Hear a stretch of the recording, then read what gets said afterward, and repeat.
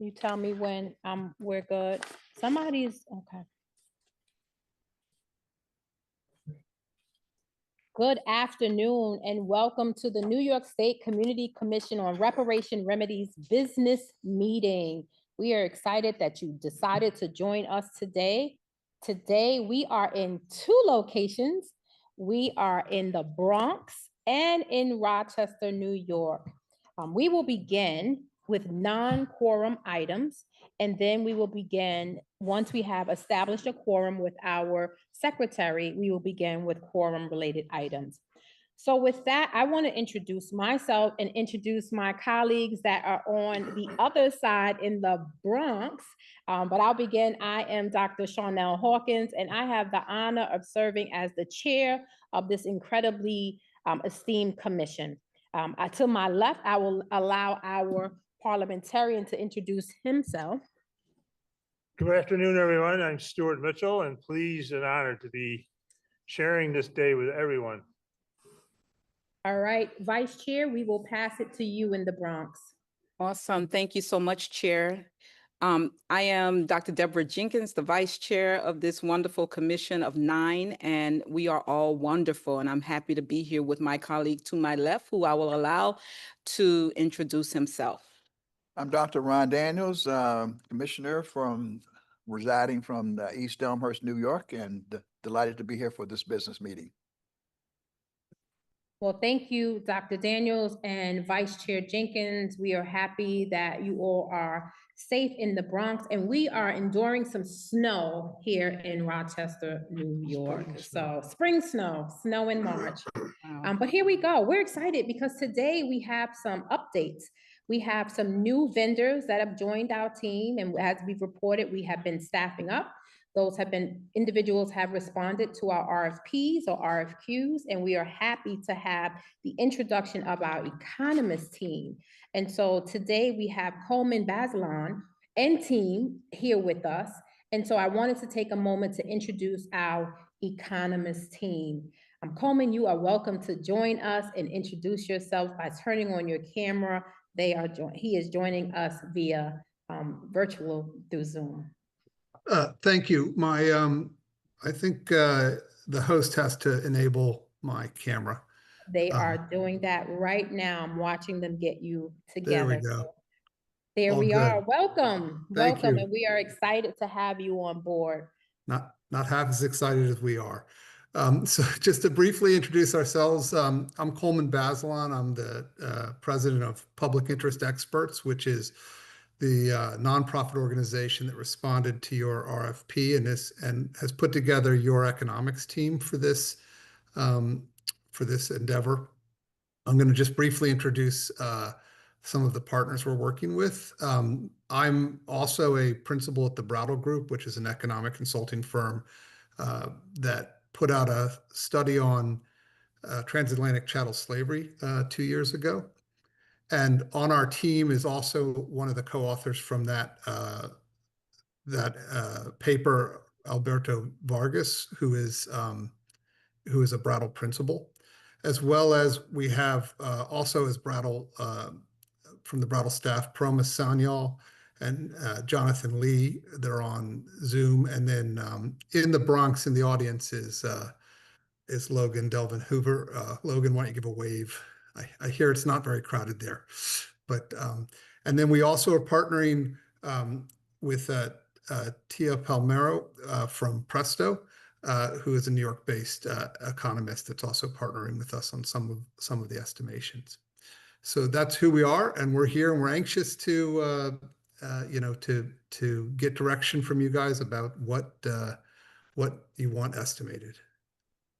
Awesome. Well, we look forward to that. We look forward to working with you and next steps. Great. Any questions for our economist team, commissioners? I don't have any. I did want to just say welcome, but that I've also connected them with our policy experts from PSA, and I believe that's going to be a fruitful relationship. I certainly hope it will. It has been already in in connecting with them and understanding some of the topics that they're covering. I think we're endeavoring to present an outline to you guys in short order of the topics that we think we can cover, and look forward to the additions and improvements on that the commission will provide.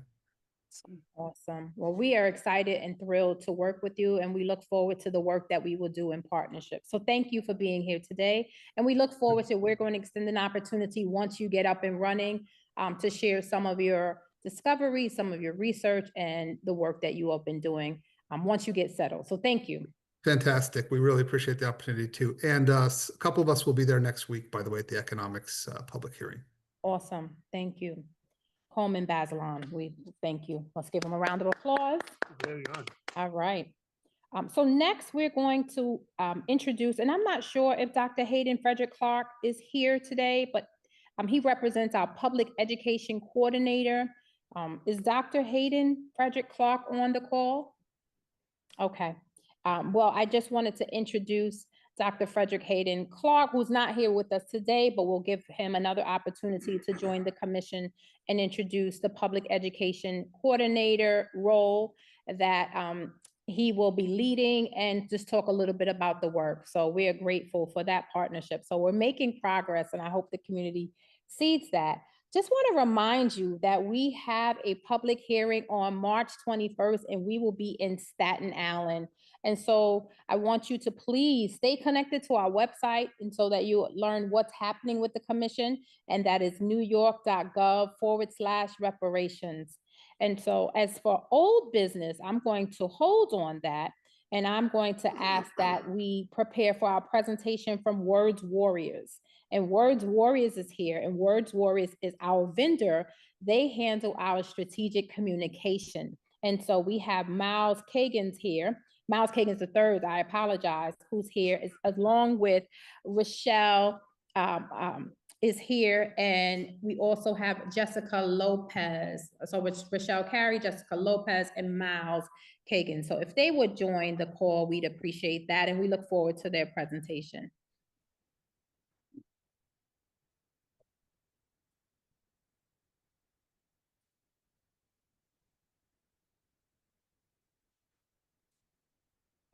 Sure.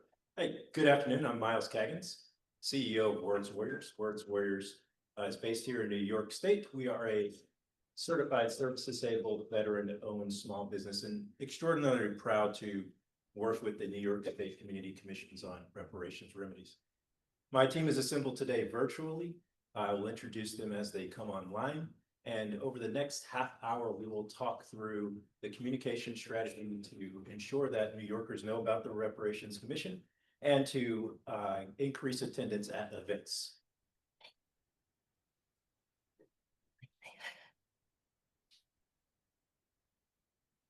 You see our objective for today's meeting. We'll run through an outline that looks back at 2025 and some of the lessons learned from 2025, and then we will preview our strategies and tactics going forward.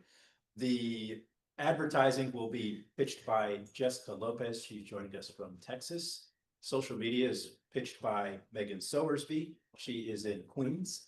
And earned media and media outreach will be pitched by Rochelle Carey in Houston, Texas.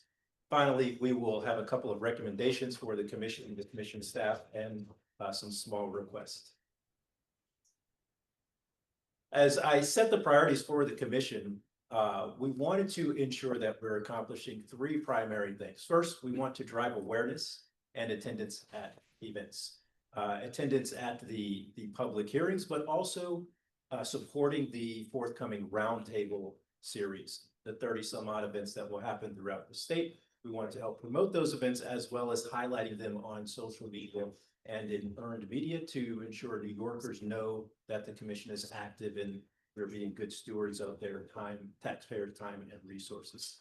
Finally, for the final report, we will have a separate rollout plan in conjunction with state legislatures and likely the governor's office to reach the public with the report, but also have associated speaking events and a media outreach campaign to talk about all the work, important work that has been done by this commission over the past 2 years.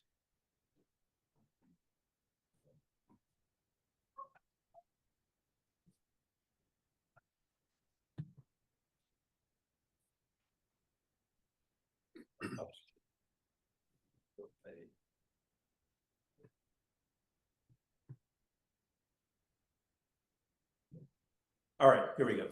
This is what we call the communications flow funnel.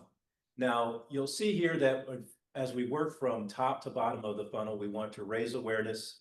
We're going to have some new tactics this year to increase the direct touch points with people who are propense to attend commission events. We want to drive action and activity and get attendees to come out to our events. We think success is when we've reached the maximum audience possible and begin to fill the room to gain more public testimony that will inform the commission.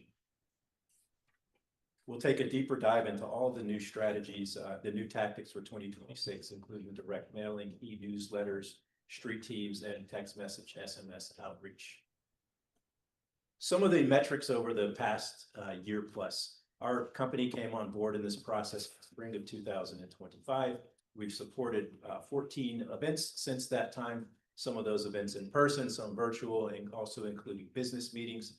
We sent out press releases to dozens of reporters throughout the state. We've had paid advertising campaigns, typically about the $4,000 buy and purchase per event, a mix of digital ads through MetaSuite, public service announcements on radio, print ads in local newspapers, as well as some other flyering and billboard and printed materials. We've been able to reach gain a lot of impressions throughout the state, but we believe we can even be more precise in who we're reaching to drive action into our 2026 plan. And we'll talk about that a bit more now with Jessica Lopez, who will go into our paid advertising strategy.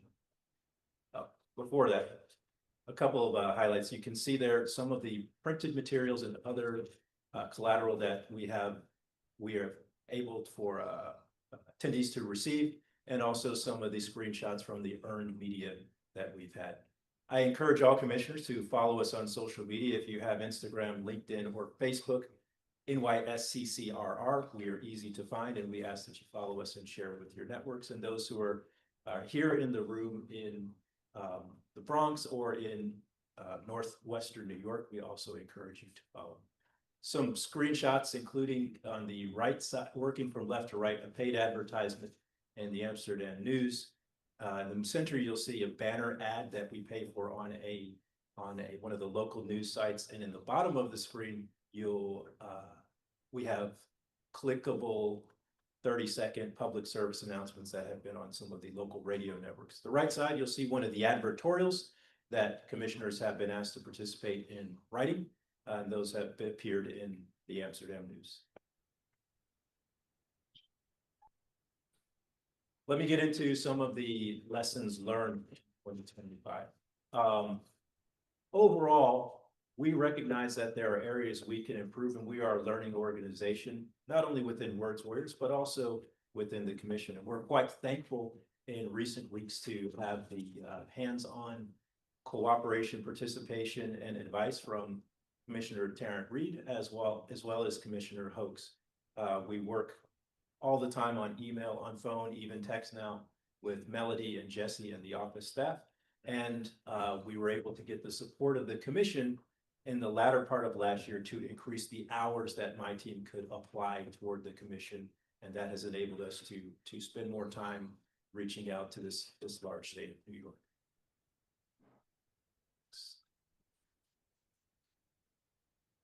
And into our action plan. Okay, so our action plan. First, we want to raise statewide awareness of the commission's mission, intent, and activities. Second, drive attendance. More people at our hearings. We want the fire marshal to, we think success is when the fire marshals are saying nobody else can enter, right? That's my goal. It's a big goal. I know Linda Tarrant Reed shares that same vision. We also want to highlight these 30 workshops. This is new, and we're going to have to work fast on these workshops here, bringing in the new contractor who our chair mentioned earlier in the meeting, coordinating with him and the other experts who are contracted by the commission to prepare the detailed report. And finally, as I mentioned earlier, we'll have a full rollout for the printed report in early 2027. Jessica will talk us through our two-tiered advertising approach. She'll take a deeper dive into the new tactics. And then we'll have Megan going through social media, web and digital, and the e-newsletter. And finally, Rochelle will talk through earned media highlights and a couple of planned media events in the next few months. I will turn it over to. Thank Yes. you, sir. Thank you very much. Hello, commissioners. Hello, attendees, everyone watching. For 2026, we're recommending a two-tiered approach. Tier 1 is going to be an ongoing statewide campaign, and then Tier 2 would be the event promotion campaign. Before I get into each tier, I want to bring to your attention the green fonts, which represents the 4 new tactics that we're going to implement this year and moving forward, which are direct mailing, SMS text messaging, street teams, and influencer marketing. Throughout our previous campaign, we learned that building awareness of the commission itself is just as important as promoting individual events. Moving forward, we're going to add a second layer of the advertising to ensure communities across the state are familiar and know who we are and what we do before they even show up to a public hearing. The purpose of Tier 1 is to raise awareness about the commission, its mission, and provide advance notice of forthcoming events across all 9 economic districts. Our Tier 1 targeted audience primarily focuses on group organization to leverage their personal networks. This includes reaching out to churches, community centers, universities, cultural and civic groups, libraries, city halls, and chamber of commerce. The way we will target our audience is through the following channels. Broadcast PSA is for the widest statewide reach. Direct mailing to put something physical in the hands of community organizations and leaders. Targeted social and digital ads to reinforce what they're already seeing. And then the influencer marketing, which will amplify our messages through trusted voices. Tier 2 is the drive behind increasing attendance at public hearings and informing the public of business meetings and workshops. This campaign would kick off 3 to 4 weeks prior to the event. Our channels will also include the broadcast PSAs and digital ads, but we will also extend and continue to buy print ads and post on free community calendars to maintain those visibility. We will incorporate street teams, direct emails, SMS blasts to drive those people through the door and closer to the event dates. Now we'll dive deeper into the 4 new tactics on the next slide. Direct mail is a targeted approach, which puts something physical in their hands, like I said previously. Our targeted audience would be those civic groups, the churches, the schools, and similar organizations. The cost will run about 50 to 56 cents per piece of mail mailed. We propose working with Pitney Bowes for a single mailing for the rest of the year. Pitney Bowes is on the actual New York State OGS vendors list and has been in business for 75 years. They've worked with AT&T, Comcast, JP Chase and Company, and Lockheed Martin. Our second new tactic is SMS text messaging. It's going to be the fastest way to reach our targeted audience, and the text messages have a 98% open rate and would be best for the event promotion campaign, which is our Tier 2. We already use Constant Contact and it's already been approved. So we would just continue using that to deliver our SMS. So no additional payment, no additional subscription. This is already included on our monthly subscription that we use for our newsletter distribution. An important thing that I do want to note is that SMS marketing is permission-based under the federal law. Therefore, we must have people opt in for us to legally text them. To get legal permission, we can implement the text to join keywords on our flyers, QR codes distributed by our street teams, and a sign up form on our actual website on ny.gov/reparations. We can send 2 targeted text messages focused on the area and the event that it's taking place. The first one being sent 5 to 7 days in advance of that event as just an informative, hey, this event is coming up. And then the second one will be the day of reminder. Excuse me. The third tactic and the most effective for event promotions is the utilization of street teams. Street teams work because they're trained to send our message, handing them, we'll provide them a script. They'll be able to deliver the message that we need in order to get people to attend our events. Words Warriors and the commission would partner with this agency to provide a handout flyer in high foot traffic areas such as Juneteenth events or other big, large events to get the word out. Each flyer will have the QR code so people can easily have access to the website and can learn more from there. This will be initiated between 2 to 3 weeks prior to the event and will cost between $500 and $2,000. There is a fourth new tactic, but that is going to be covered by Megan, who I would now pass on. Megan? Thank you, Jess. Good afternoon, all, and thank you to the commissioners and the attendees for the opportunity to present to you today.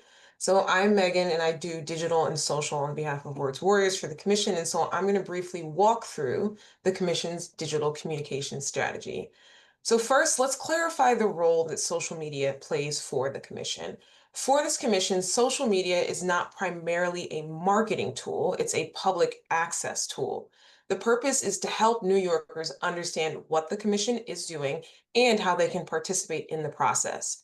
That includes sharing information about public hearings and live stream access, public comment and deadlines for public comment, research materials, commission meetings, and providing clear information and education to our community about the commission's mandate and scope. Equally important, all of these help to maintain transparency and public trust by making the commission actively visible between and after public hearings. One thing to note is that social media does not independently convert to foot traffic for anybody. It works best when in partnership with email outreach, partner organizations, and local community networks. So here we treat social media as one layer of a broader participation strategy, and it puts our current social presence into context. It is helpful to look at how similar civic and public organizations perform on these platforms. And so you can see we have some benchmark data here. We compared the commission's social media presence to other civic and public organizations that work around similar areas. Across government and civic organizations, engagement rates fall between 0.5% to 2%, and organic reach is generally limited unless posts are supported by or promoted by paid partnership. Another consistent pattern is that engagement tends to spike around events. That makes sense. There is more action when there is an event involved, and so it will spike at those certain key points and go down in other parts of the year. Unfortunately, across platforms, especially on Meta, political content of any type is often reduced by algorithms. Their distribution is muted or limited, and that's for the safety of those platforms. And they're just levers that they have in place to make sure that political content is true and accurate. And so there's extra review. Organizations like the Commission on Racial Equality or the NAACP, they've been in like organizing for decades. And they have these larger audiences on social because they have been around longer. The takeaway here is that building an audience really takes time, and it comes through consistent content and partnership. And for where the commission is, our numbers are similar and comparable to organizations in this space on social. One way that organizations do expand their reach and do gain more followers on these platforms is by working with trusted community voices. And so that's why moving forward, we are in the process and we are implementing actively our influencer strategy. This is how we can expand awareness and build trust by working with trusted community voices who already have established audiences that are relevant to the commission. The objective of this strategy is to increase awareness, deepen engagement, and ultimately encourage participation around key commission milestones, particularly public hearings, comment opportunities, and when the reports are released in draft and in final version. So there are a few different approaches that we're taking in this strategy to make sure we're reaching all the constituents that we need to reach. So first, we're conducting direct outreach to existing influencers and community leaders who are already active in civic and cultural spaces in New York City. These are influencers who we do vet and make sure the content that is on their platforms is amenable to the mission and the mandate of the commission. Many of these individuals we have found are willing to share information about the commission simply because it aligns with their community interests and with their content. So in these cases, the relationship is not transactional. They are often willing to do this free of charge.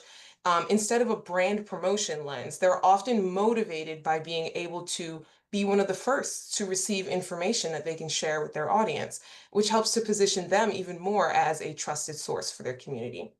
So for example, you can see different layers of our macro, micro, and cultural institution influencers. The macro cultural influencers are the bigger accounts that would likely be paid, and those would be reserved for the large announcements of the commission. The mid-tier community voices are influencers in New York, such as the woman right there, the green girl, Leah.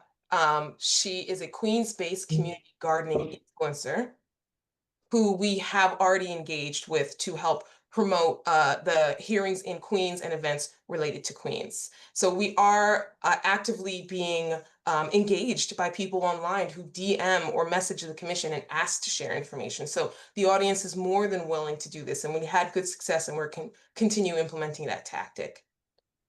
On the right, you'll see there's New York and Museum Cultural Institutions. Again, these are more niche, but they are the areas with the local populations that follow them. And so for this upcoming hearing, we've already worked with the Staten Island Urban Center to get them as a collaborator on our Instagram and Facebook posts. So those posts can be placed in front of their audiences as well. And then for those larger moments, like I said, we're going to look into paid partnerships. So alongside the outreach and the partnerships, we're focused on strengthening the commission's digital infrastructure as well. So when those outlets and those influencers help drive people to the website, they're having the best experience they can.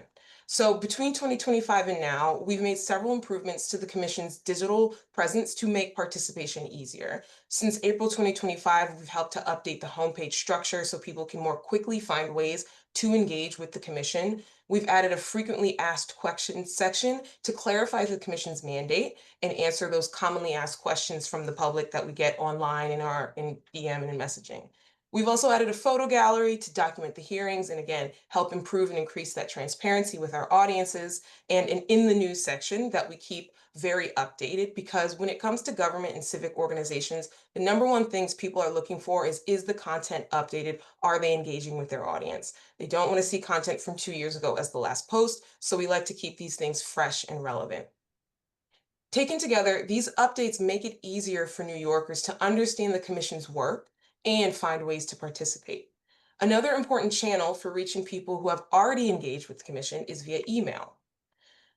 We sent our first newsletter in February 2026 to about 955 recipients, and that list included hearing attendees, website signups, community organizations that we've engaged and got permission with to add to the list, and previous participants.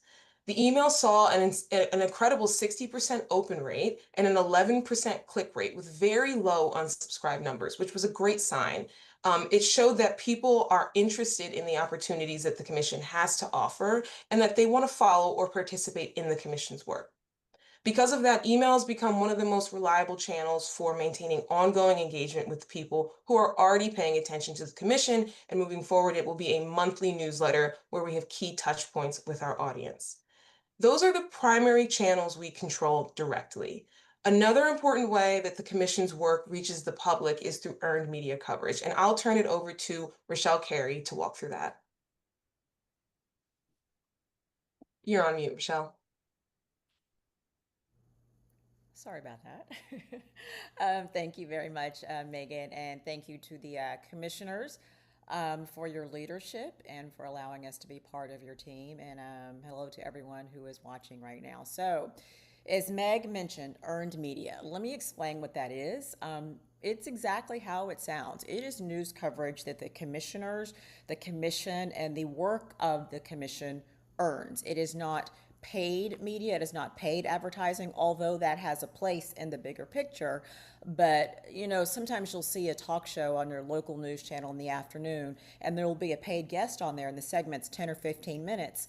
That is a paid segment. We're very stealth in how we put advertising forward, but what we're talking about here is the people that we pitch and we say, we think that you should talk to the commissioners, and they say yes. No money exchange. They say yes because the message is worth platforming. So it may be news coverage, interviews, mentions on social media, shares on social media. So again, it's a reflection of how important the mission of the commissioners are.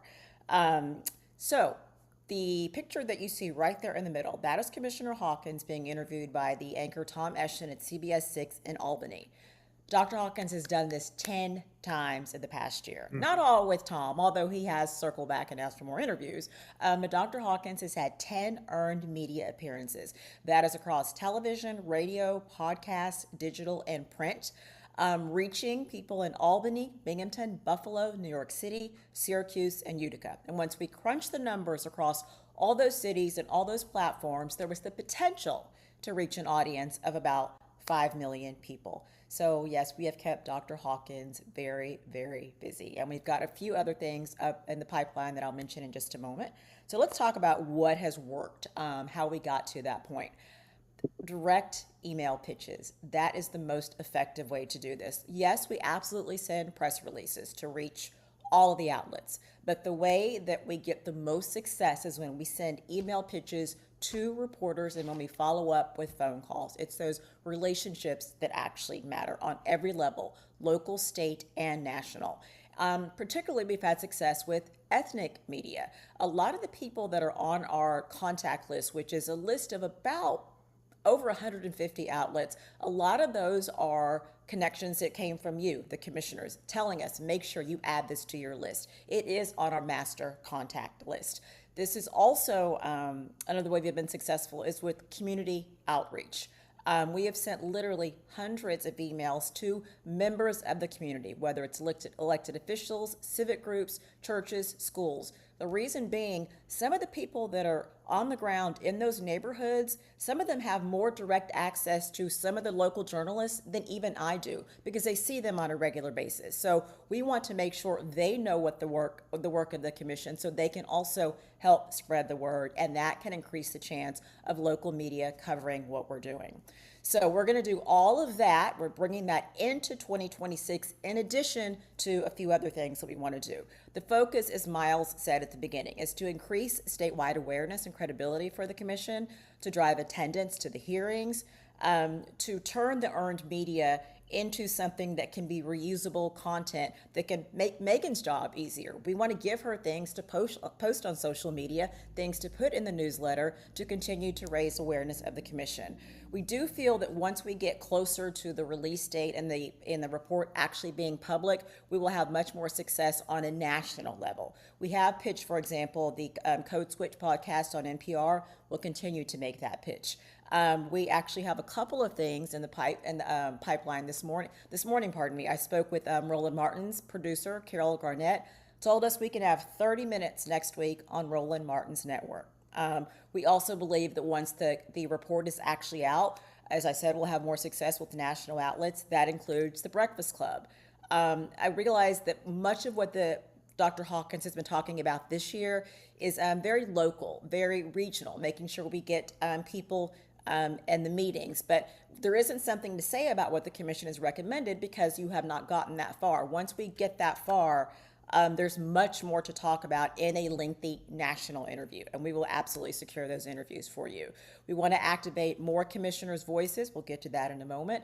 I'm also ready and willing to offer media training to the commissioners. We believe that we also would have success in pitching speaking engagements, pitching the academic community, and of course, more community outreach emails. So, commissioners' voices. I mentioned that Dr. Hawkins has answered the call 10 times to be in the media. She cannot be all things to all people. She cannot be more than one place at a time. We believe there's value in building a commissioner bench, if you will. If there are other commissioners that would like to also answer the call when there are requests for interviews, I would be very, very happy to facilitate that, to do the pitching for you.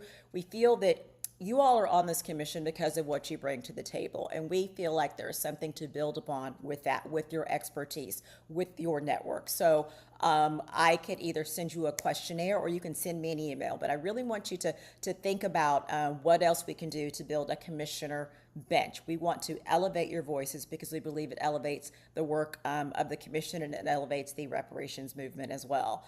And finally, as I mentioned, speaking engagements, that can be obviously civil rights organizations, conferences, universities, community events as well, NAACP, whether it's national or local, Juneteenth celebrations, just getting you out in the community. But as I said with Dr. Hawkins, we realize you all are very busy. You have a lot on your plate. We don't want to overextend you rather, but if there are opportunities there, we would really, really like to get you and your voices out there. So I'm going to kick it back to our fearless leader, who, as you know, our name is Words Warriors. We lean a lot into the discipline of the military because of our fearless leader, Colonel Miles Cagan. So Miles, I'm going to let you take this over and explain what our battle rhythm is. You're always too kind, Rochelle. We are words warriors, and we now have added a bit more discipline and rigor to how we're preparing for each event, including business meetings and public hearings. So we have a 4-week calendar of how we inform the public, how we conduct follow-ups, and then how on the back end of the event we will exploit newsletters and social media sharing. I want to summarize a few points today. We recommend that the commission adopts and embraces the 2-tiered strategy of marketing that Jessica pitched, with tier 1 being statewide, tier 2 being the activities to drive action and people attending. Second, we encourage the commission staff to hold a meeting, synchronization meeting among all the vendors. Now we have multiple vendors doing multiple things, and as the comms team, we need to be lashed in with them, and they need to be lashed in with us, so those 30 roundtables are effective. We talked in the lessons learned about ensuring we have at least a 4-week lock-in and understanding of the 5 Ws, when so we can begin to promote earlier. That's especially essential now that we're including the street team that we have to plan for, prepare printed materials, and dispatch them into communities to pass out collateral on our behalf. Internally, but important, this is a government activity, so we are using proper procedures to archive all of our records on the state's SharePoint system. And finally, we want to keep the strong collaboration that we have had with Melody, with commissioners, and with our team, synchronizing every week and ensuring that we have a smooth process to review and produce printed materials and digital materials, so they are right and represent the excellence of this commission when they go on social media or are sent through the mail or email. From the commissioners, we ask a simple request that you consider participating in media interviews and continuing to volunteer your network, your contact list, and your relationships to help us achieve our shared goal of ensuring that New Yorkers know about the commission's purpose and activities. And pursuant to your questions, this concludes our presentation. Thank you, Colonel Caggins. Thank you, Colonel Caggins. We are grateful to you and the team. We certainly have some questions, but first, before we begin questions, we thank you for your partnership. We appreciate you taking the time to share your strategy, share your opportunities, and the strategy for next steps. And so I have some questions here, and I want to make sure that my colleagues in the Bronx, I don't see them on the screen anymore, I think because they have it on you. And so I am going to point to the questions that I have in my text. So I want to just acknowledge that we do have, I'm sorry, Vice Chair, do you have any questions before I begin? Because I have about 6 questions. And I'll yield to you and you can come back to me. okay, all right. So first of all, again, thank you. I want to begin just by acknowledging that we appreciate that you have the strategy, and we have some questions around just how do you choose how do you understand your demographics on social media? So wanted to get a better understanding of your channels, what demographics you have in mind and how you've been looking at that data on who's accessing our social media posts. Do you have that information? We do have some detailed analytics that we can provide and have sent in weekly sit reps on Fridays. But Okay. I'll also turn it over to Megan and Jessica, and they can give a little bit of an explainer about how we were able to fence and target some of the digital ads that we pay for. And also, Megan, if you would highlight some of the things we're doing now with the Eventbrite and the Facebook events.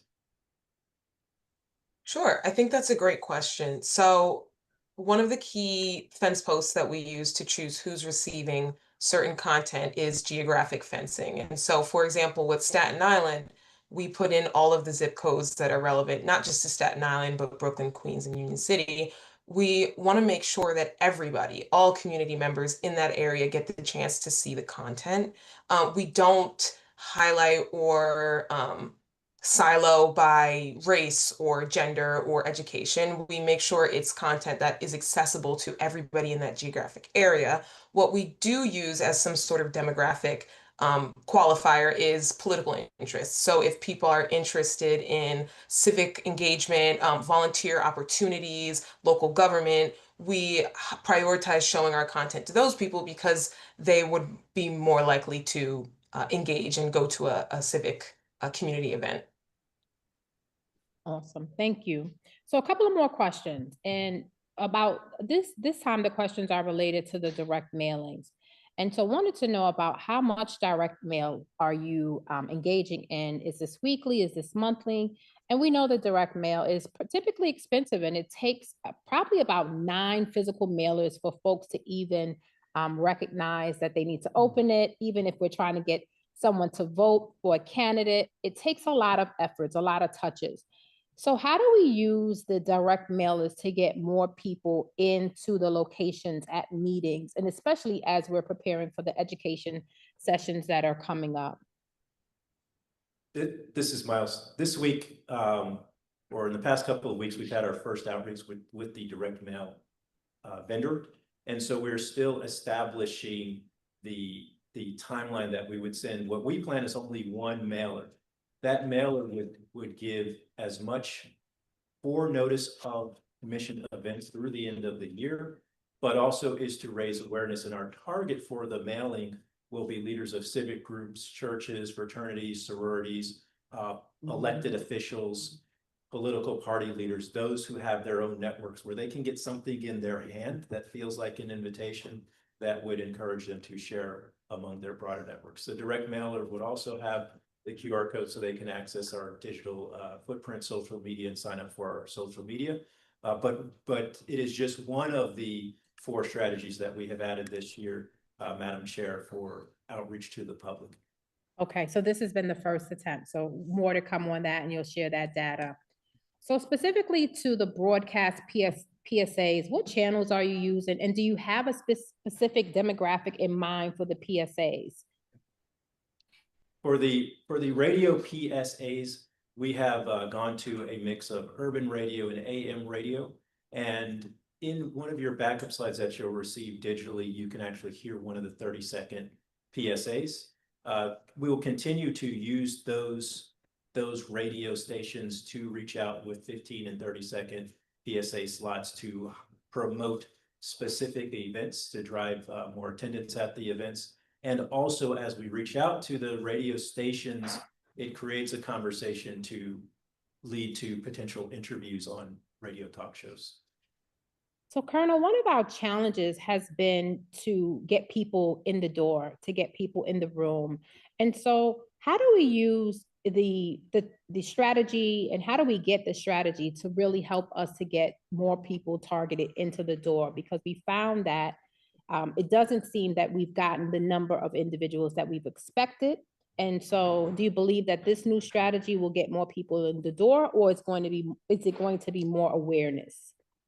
I think it's a combination of things. One are some of the processes that we have between my company and the commission to have more for planning, get advance notice of events. Also having weekly touch points, including commission staff and commissioners and my team has tightened up the timeline for producing materials, and we think this is a two-way process. In the early months of the commission, when we have less hours dedicated to the team, and when there was different relationship with the commission staff, we're now in a position in 2026 to have stronger partnership. And importantly, as you mentioned, great gaining attendance, as I said earlier, we want the fire marshal to turn people away at the door. Using the new tactics and targeting where we spend our money, our time, and our effort, and engaging and activating community influencers is likely to drive up additional attendance. As the commission has a mandate to reach out across the state, we've also learned that people have different priorities. Some people would rather do other events on some of the nights or weekends that we've had commission events. Sometimes there have been challenges with natural weather and other things that impede people's propensity to attend commission events. But we're really focused now on trying to get the local people and the local influencers to engage their networks to come out to events. And we also ask again for commissioners to participate, as we're all in this together. We want to make sure we have the best program for all the people of New York. Thank you. We'll talk about commissioner participation in a minute, but wanted to learn a little more about the street team and how you decided on which events will be you'll be targeting the street team. Is that a New York City effort, or will we see a street team in Ithaca, Utica, Rochester, Buffalo, or is it just going to be downstate? Talk about that strategy. Yeah. With everything, there is a cost, so we try to be judicious and prudent in our decisions of engaging any paid advertising. This is how our street team partner works. There's two ways that they can be activated. One way is that they can have trained street team members who hand out flyers at locations or events that we designate.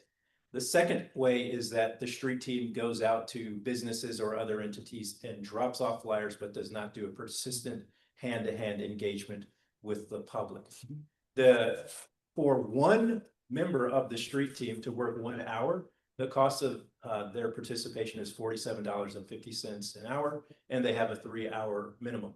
So we plan to deploy the street team at events. For instance, there's large Juneteenth celebrations that could be anywhere in the state, not just in New York City, but anywhere in the state. Large churches that are having anniversaries, street fairs like the African Street Fair that happens in Harlem. Those are the type of events where we would want to deploy the street team. We also want to make a little bit of upfront investment with the street team to provide them bandanas or t-shirts or hats. So they're wearing our brand as they go out into the public. And one of the things that I learned when talking to the CEO of the street team company is that they are actually trained people. These are not just unemployed folks who are out there who can move their arms and legs. They are actually trained, and we can give them a script that will be rehearsed, and they will operate on our behalf as the commission. Colonel, I would like the commission, I think that you should consider two strategies for the street team, one strategy for the street team.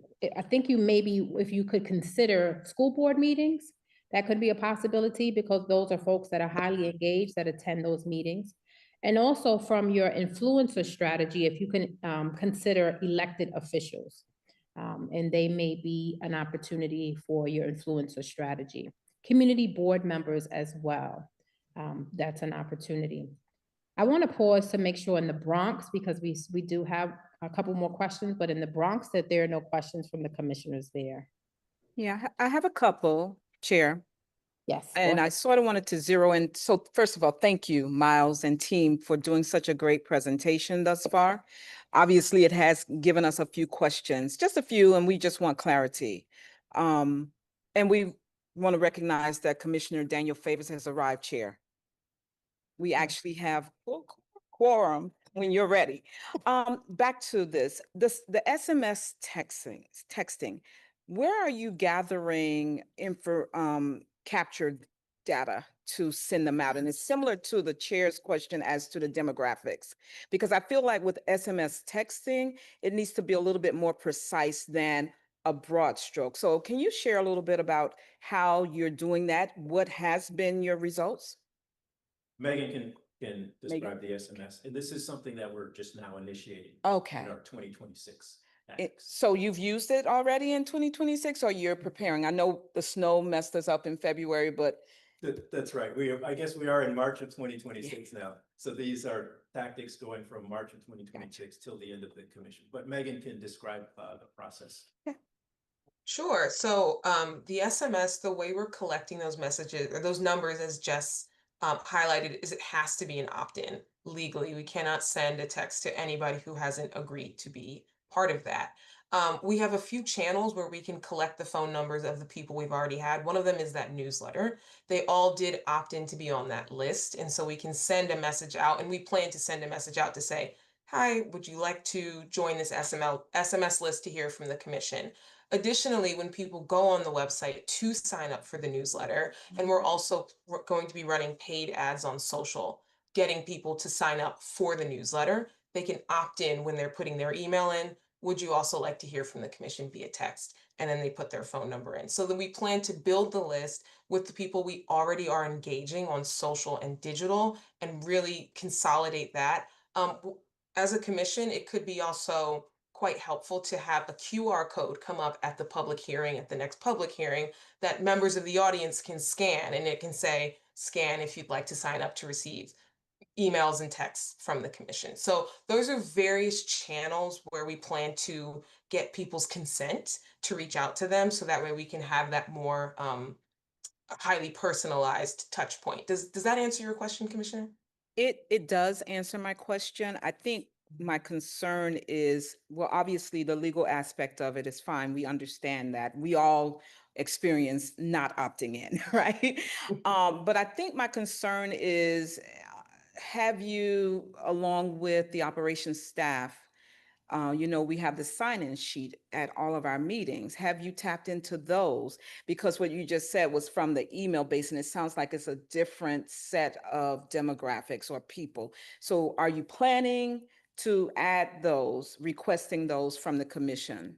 I am so glad that you said that, because it was a labor of love for me to go through all of the scanned PDFs of those sheets and transcribe emails from where people had written. And we did our best to keep them as real as possible. So to answer your question, we have tapped those lists. Great. We're working with the commissioners to get all of them. There are still some that between the transfer of staff may have gotten fallen through the cracks, but I can personally attest to going through those lists and transcribing those emails. And I think it would be a great idea to have another column with a phone number where people can put their phone number in and also get their consent in that way. I agree. I totally agree with you on that. I'm hopeful that once you all start and activate the SMS texting, that you can share a sample with the commissioners you liaise with, Commissioner Tarrant Reed and Hogs, so that we can all see what's going out and get a little input if need be. Obviously, coming through them back to us, if that's okay. I think just to add on that you should send the SMS text to the entire commission, get them to sign up so that they can be totally aware of all of the text. Vice And Chair, also, Sample, you mean a sample? We don't Well- want to get them all. We don't want to get them all. But you're saying opting in, all of the I commissioners think got You you. can get more than one text a month from the Right. commission.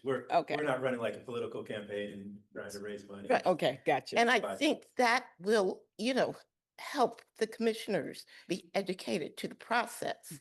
And the other thing, the newsletter that you guys started, which is a great way to capture, telephone numbers and everything. I think the newsletters have to be at the public hearings and at the business meetings.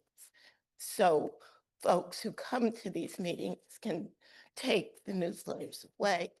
And of course, I believe that the QR code has to be on everything. Vice Chair, before we move from SMS text, can we ask a question over here? I'm sorry, This can we? is Can we We ask would- what? we I'm just sorry, wanted to Chair. Before you moved on from SMS text messages, we wanted to ask a question over here regarding text message strategy.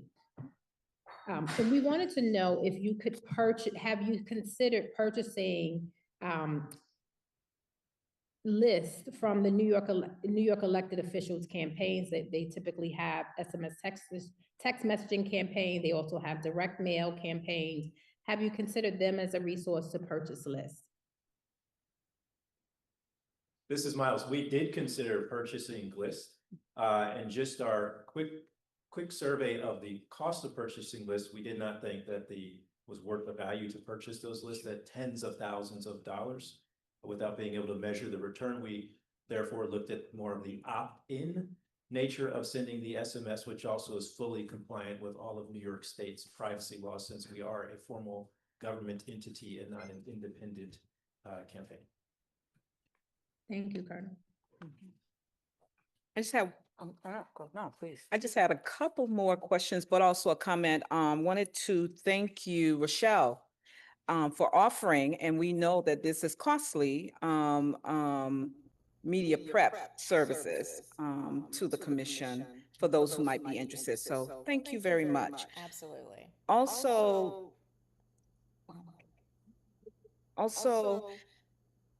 Rochelle, oh, it's, okay. Thank you. Pull it back. Thank you. Also, I want to commend the Amsterdam News, and it could totally be because I'm very partial to that publication. It is a really good resource, and I know you have to consider budget when you are running ads. There are those free sections, because all of our events are free, that I would just suggest you utilize. It doesn't always have to be paid advertising.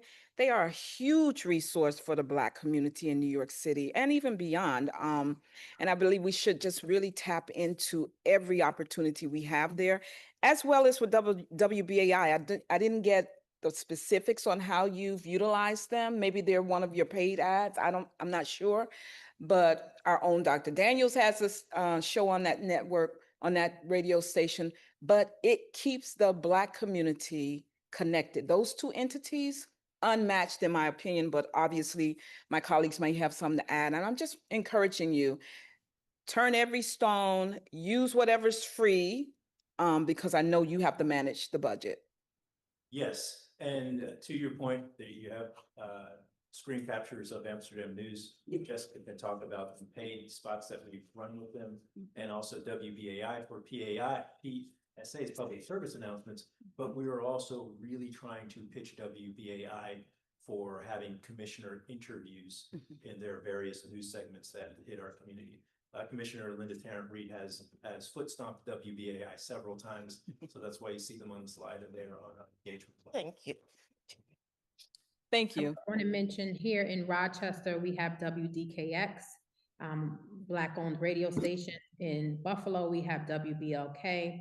We also have two newspaper outlets, The Challenger and The Minority Reporter. We don't want to miss those as opportunities for the Western New York and Central New York areas.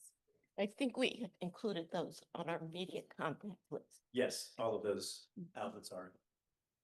So I just wanted to say thank you, Miles and Comms team.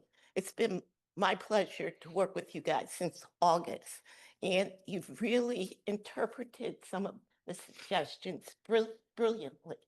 And now I'm joined by my partner, Tim Hogue, and I feel that the comms meetings every Tuesday have been instructive and productive.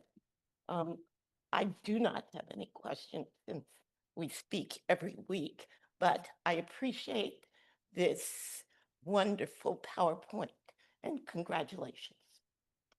Okay, there are no other questions? Chair. I'm sorry. Oh, no. Please. Hi.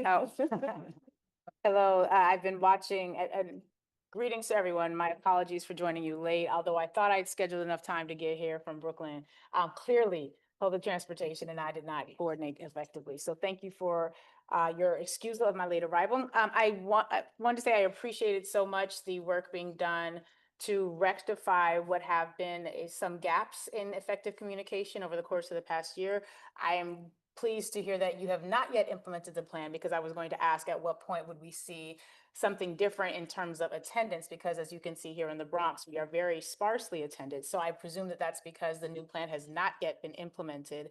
But I would, just for sake of clarity, ask if you could walk us through what happened in the, not to rehash old history, and I'm going somewhere with this. I'm curious as to what happened with the Brooklyn hearing, because one of the concerns that we had raised previously was that that hearing was, the materials that were being marketed and advertised had not gone out, but 3 days before the hearing, even though there had been insistence that that was going to happen weeks before. I'm wondering if this new system will be able to prevent that sort of falling through the cracks going forward. And that's important, because as we're getting down to crunch time, I'm hoping that this new strategy contemplated some of the things that happened previously and will be able to answer for it. So if you could just speak to that, and walk us through what happened there, so that we're clear that this plan will be able to address issues like that. I think we need to differentiate between a business meeting and a public hearing. The public is not technically part of the business meeting, although they can attend. So we do not drive the attendance for business meetings. Public hearings, yes, because that is when the public has an opportunity to speak and testify. I would suggest that we might want to rethink that, because at every point that we are able to get the community more engaged, much of what is discussed at the business hearings is questioned about at public hearings, business meetings, excuse me, is questioned about at public hearings. And when the public is not aware of the decisions that are being made here, it spills over into the hearings as well. So that might be something to consider going forward. To address your understandable concern about Brooklyn hearing versus the 2025 hearings, you see in our first lesson learned, sequence as it should be, is that we needed to have collectively a 4-week lock-in of time, date, location.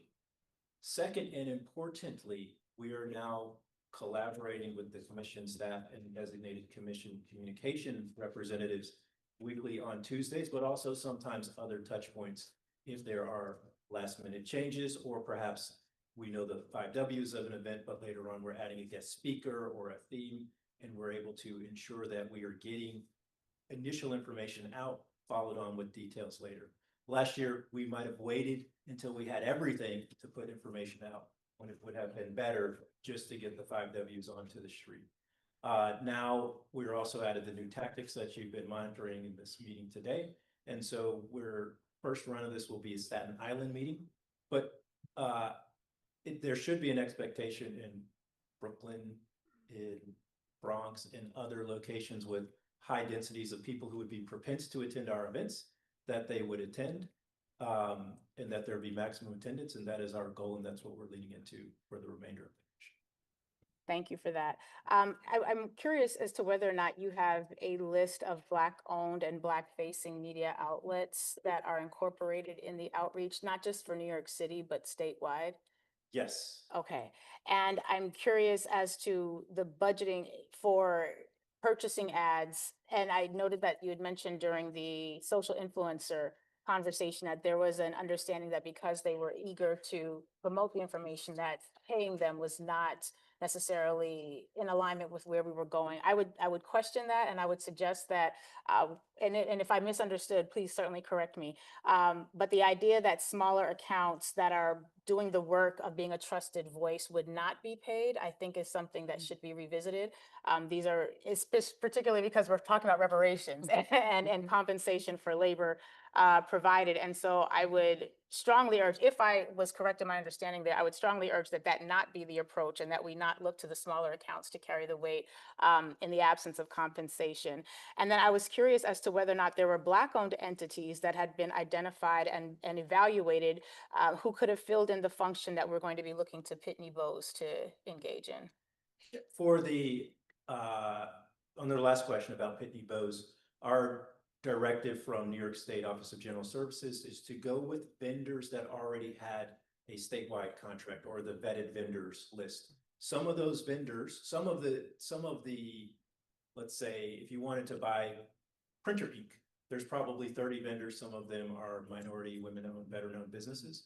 But in this instance, with the printing and mailing, they just have one vendor. Now, that vendor will have some subcontracting that they do in the state. And I must say that we always look to have a broad pool of vendors that we would choose to partner with. Okay. Sensitive to it. And on the influencer question, what my guidance that I gave to Megan and Jessica is, let's look for people who want our information to share with their audiences for free first, but we have not excluded having paid partnerships with influencers. If we do, we have to first discuss it among the commission and commission office. And then if there's a payment to be made, it has to be approved by OGS. There's certain people want payments in cash, some want payments up front. Sometimes they have to have separate contracts. Those have to be reviewed legally. So our goal is to do it fast and free, but also we want to be effective and do the right thing. And if there are influencers who request a payment, then we would totally consider it. Thank you, Colonel. I just want to acknowledge that we are at 4:15 and we still have business that we need to take care of for the commission. And so we are behind schedule. But we want to thank Words Warriors for their support. Dr. Daniels would like to speak, Chair. Okay, Dr. Daniels. Sorry, Dr. Daniels. Oh, boy, that's getting to be habitual sometime. You got to get in faster, Dr. Daniels. I'm sorry about that. So let me just say that I also want to commend the team. I'm sometimes miss things and are not aware of what's happening. So I really appreciate the planning that went into this very, very powerful presentation. I think though, for our commissioners, I think someone asked the appropriate question, and that is, in some ways, we should be given the instructions about how this should be done based on what has been received. Let me just say this. I think that what we're looking at are two broad categories. One is essentially a community organizing exercise. It's a community organizing exercise when you talk about the hearing that's coming up in Staten Island. The other component of it is a community education exercise. They're complementary, but there will come a time when the community education thing will be primary because we are trying to mobilize and organize to get the report out and approved. Now we're still in the phase, and we'll have some conversation about this timeline because it's very interesting how these things seem to be a little bit out of sync as far as I'm concerned, and I'm going to raise that. But now we're in the community organizing phase. And not every piece that you put on the table, it seems to me, is important. But they're not all equal. And so we have to make some decisions about that. For example, I wouldn't put, and our chair kind of mentioned this a little bit, I'm not sure I put much into them mailers that come through the mail. They get thrown in the trash. What is important, it seems to me, are community influencers. If I'm looking at doing something in Staten Island or anywhere, the first thing I want to know is who are the most important community influencers. And you've mentioned some of them, faith leaders and their organizations and institutions. So those organizations and institutions that we can identify, and I think all of us should be asked about that in communities, who do we know and whom would you be approaching to do some of these things? Because not every faith organization, not every faith leader is equal. There's some that are more active, more racial, more socially conscious, and so forth. So those are the ones that we want to target, and we want to essentially, because they will have a higher capacity to go to their congregations and say, we want you to go to this hearing. So that's something that we need to have some conversation about. I really like the point that you made about the synchronization, because I think that's incredibly important. And I think beyond, I think in general, there needs to be some, but that's a critical point in terms of the different staffers who are working in this being in sync and having that kind of collaborative approach. The other thing I think that is good is, because I was going to ask this about WBAI and other outlets like that, because some outlets have a greater propensity to be in communication with the community. And I think that the ads are one thing, but the on-air interviews are another. Some are worth doubling down on precisely because of their power and the influence that they have. And I'm sure that we can identify that both in terms of commercial media and community listening sponsored media across the state. There's some other nonprofits. I forget, I don't know them all. In Harlem, there's a radio station. I can't remember off the top of my head. And even in terms of the newspapers, there's what is the community, our Times and newspapers like that, that really, some of them have Amsterdam News is great, but there are others that have a grasp as well. And so my point is, some of them are worth doubling down on. I don't know what's happening with institutions like WBLS, for example, 107.5. But they got some programming on there that is a lot of people listen to. And in those instances, an ad purchase, but also the on-air interviews, and they kind of you negotiate those in kind of a complimentary way. And sometimes because of some people are maybe able to do that because of the relationships that we may or may not have with the management or the program director and whatever.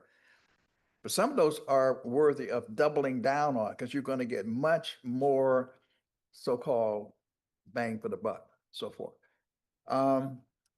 So I don't know, there may have been a couple of other points, but those are ones I really, and the other point is this. You mentioned elected officials, because elected officials also, not all of them are equally on board, but almost all of them have constituency development officers, people who do the constituency outreach. They know because they're trying to get elected, they know who's who in the community and who has the capacity to. So as we sort of help you and look at their certain areas, I'm sure in Brooklyn, for example, some of those elected officials could easily deploy their constituency outreach officers and get them engaged to help get the turnout for these meetings. So anyway, I'm just saying that this is how I view it. As done a little community organizing over the years, and but also some community education work over the years. I mean, we've done, and so the repetitive and doubling down becomes very important. The other thing I'll just finally say is, on the national stuff, I'm not so concerned about the national stuff now. The national stuff comes later. But I'll tell you what does help in terms of the work that we're doing. It's a technique that we've used at the National African American Reparations Commission in like that 4-week span. If we have national influencers who are coming on to some of their local thing and saying how important the work is in New York and how they're looking forward to it, that kind of thing can work. I've seen that. We've done that, to just prime people and get them prepared and fired up, to turn out. And my last point is, I just think that it's great to hear these presentations, but we may need a session in which we interact with and then offer some specific recommendations and points of view and that you can more effectively use, because the plan is great, but all plans are great on paper. The question is, how do you translate that into, the kind of impact that you want to have? And we certainly want, it is in our mutual benefit and mutual advantage that you succeed, because if you succeed, we succeed and the people succeed. That's right. Amen. All are in this Well, together. thank you so much, Dr. Daniels, for those comments. I'm going to give my quick 30 seconds and pass it back over to the chair so we can get going. So it's not necessarily for the Words Warriors team to have to respond or comment to that, because that is what this business meeting is about. And so it was a presentation that was asked for, and so it was birthed a little bit out of the question that I asked at the last business meeting as to the effectiveness of the communication team. And so I think that the team has come together and provided a strategy for us to move forward on. I think it's still an opportunity for us to have dialogue about the different weights, as you mentioned, Dr. Daniels, and as well as other commissioners have provided their input. And so a couple critical pieces, and I appreciate the team allowing me to join the meetings, the ongoing meetings, and be a part of that on a weekly basis. And so the critical piece is when we ask for input and information, and that the commissioners, including myself, that we provide that in a thorough and timely manner, because we are in crunch time. And so in order for us and for Words Warriors to be able to effectively execute on whatever strategy that we decide upon, it's based on that two-way communication and that timing.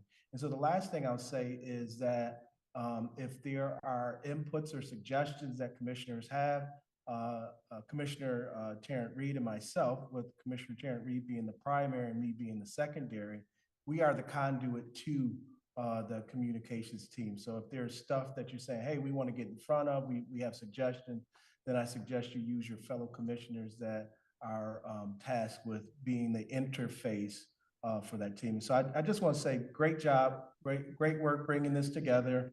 I think you guys have heard some of our all of our concerns, and you have put together a well thought out plan moving forward. Also, with the consideration of some of our budget constraints that I wasn't aware of until I joined in on the weekly meeting. So thank you, and I'll be handing it back over to Chair Hawkins. Madam Chair, before you conclude this segment, I just wanted to also stress that as you are considering amplifying this plan, that you take in the grassroots organizing component that is necessary for effective organization. Faith-based organizations give announcements every week. There should be sample announcements going to all of the Black churches and all of the churches of color, so that every Sunday, am I right, Reverend? Absolutely. So that every Sunday, people are hearing this from their faith leaders. The organizing component of this, while the plan sounds wonderful, feels very absent. And I'm in a room right now where there are 50 seats available. We are in Co-op City, which is a naturally occurring retirement community. This room should be filled, even if it's a business meeting. This room should be full of people. And I just want to say, if there is no community organizing component to this, and it is largely media that is driven by likes, clicks, and algorithms, we're not meeting the moment. And while I appreciate this plan, this is one of the challenges of having a group that is largely based outside of this state and not familiar with the intricacies that drive relationships and effective communication. Again, not your fault, but I need to state for the record that I'm in a room with 50 seats. There are 5 people here outside of commissioners. That is untenable at this point of the process. And so while I'm grateful for this plan and the work that's being done, I would suggest that if there is not going to be a community organizing on the ground component, and the street teams are great, but I'm talking about effective grassroots organizing that is going to tie in community-based organizations, tie in faith-based communities. And unfortunately, I don't see that present. And so I'm looking forward to seeing what happens. But I just, for the record, need to make sure that we're clear on those points. Thank you, Commissioner. Thank you, Words Warriors team. We are grateful for your support, and we look forward to the strength that you've added to the action plan. So with that said, we're going to take a 5-minute break, and I ask that we all put on a timer so that we can begin with the business section that requires quorum, and we have already established a quorum. So thank you, Words Warriors. All right, we have a 5-minute break. We'll resume at 4:30. What do we drink? Remember, your mics are on. How do you turn it on? Oh, yeah.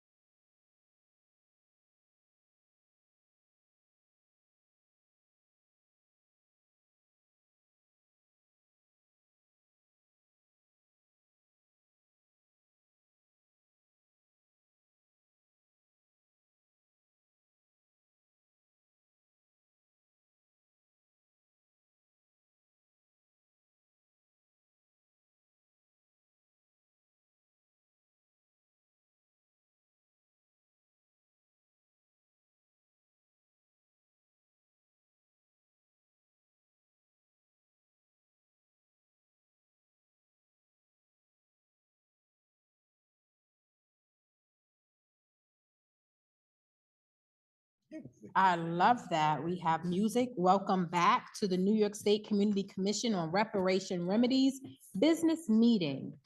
We will now quickly establish quorum. And so we want to establish our quorum once all the commissioners are seated, but at least we will do attendance here on this side. And so I will establish that I'm here. I'm here. I'm here. I'm here. I'm here. I'm Charnel Hawkins, and I am served as one of the 9 commissioners on the New York State Community Commission on Reparations Remedies. Tim Holt is here, present.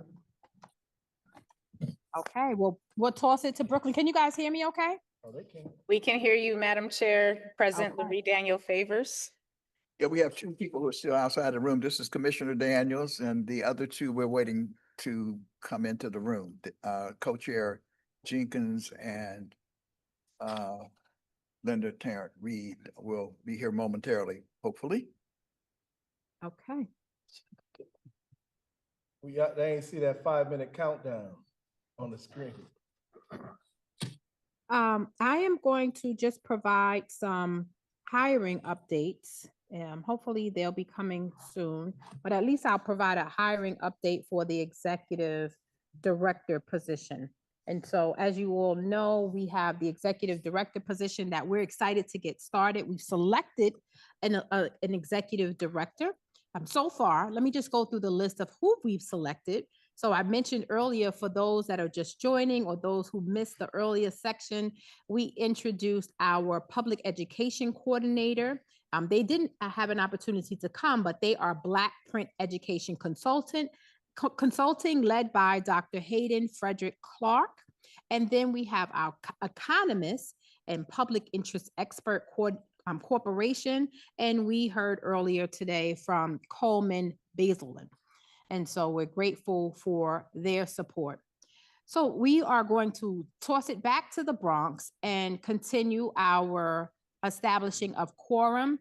So Madam Secretary, if you can establish that we have quorum with your attendance and our vice chair. Are we doing a roll call? Yes.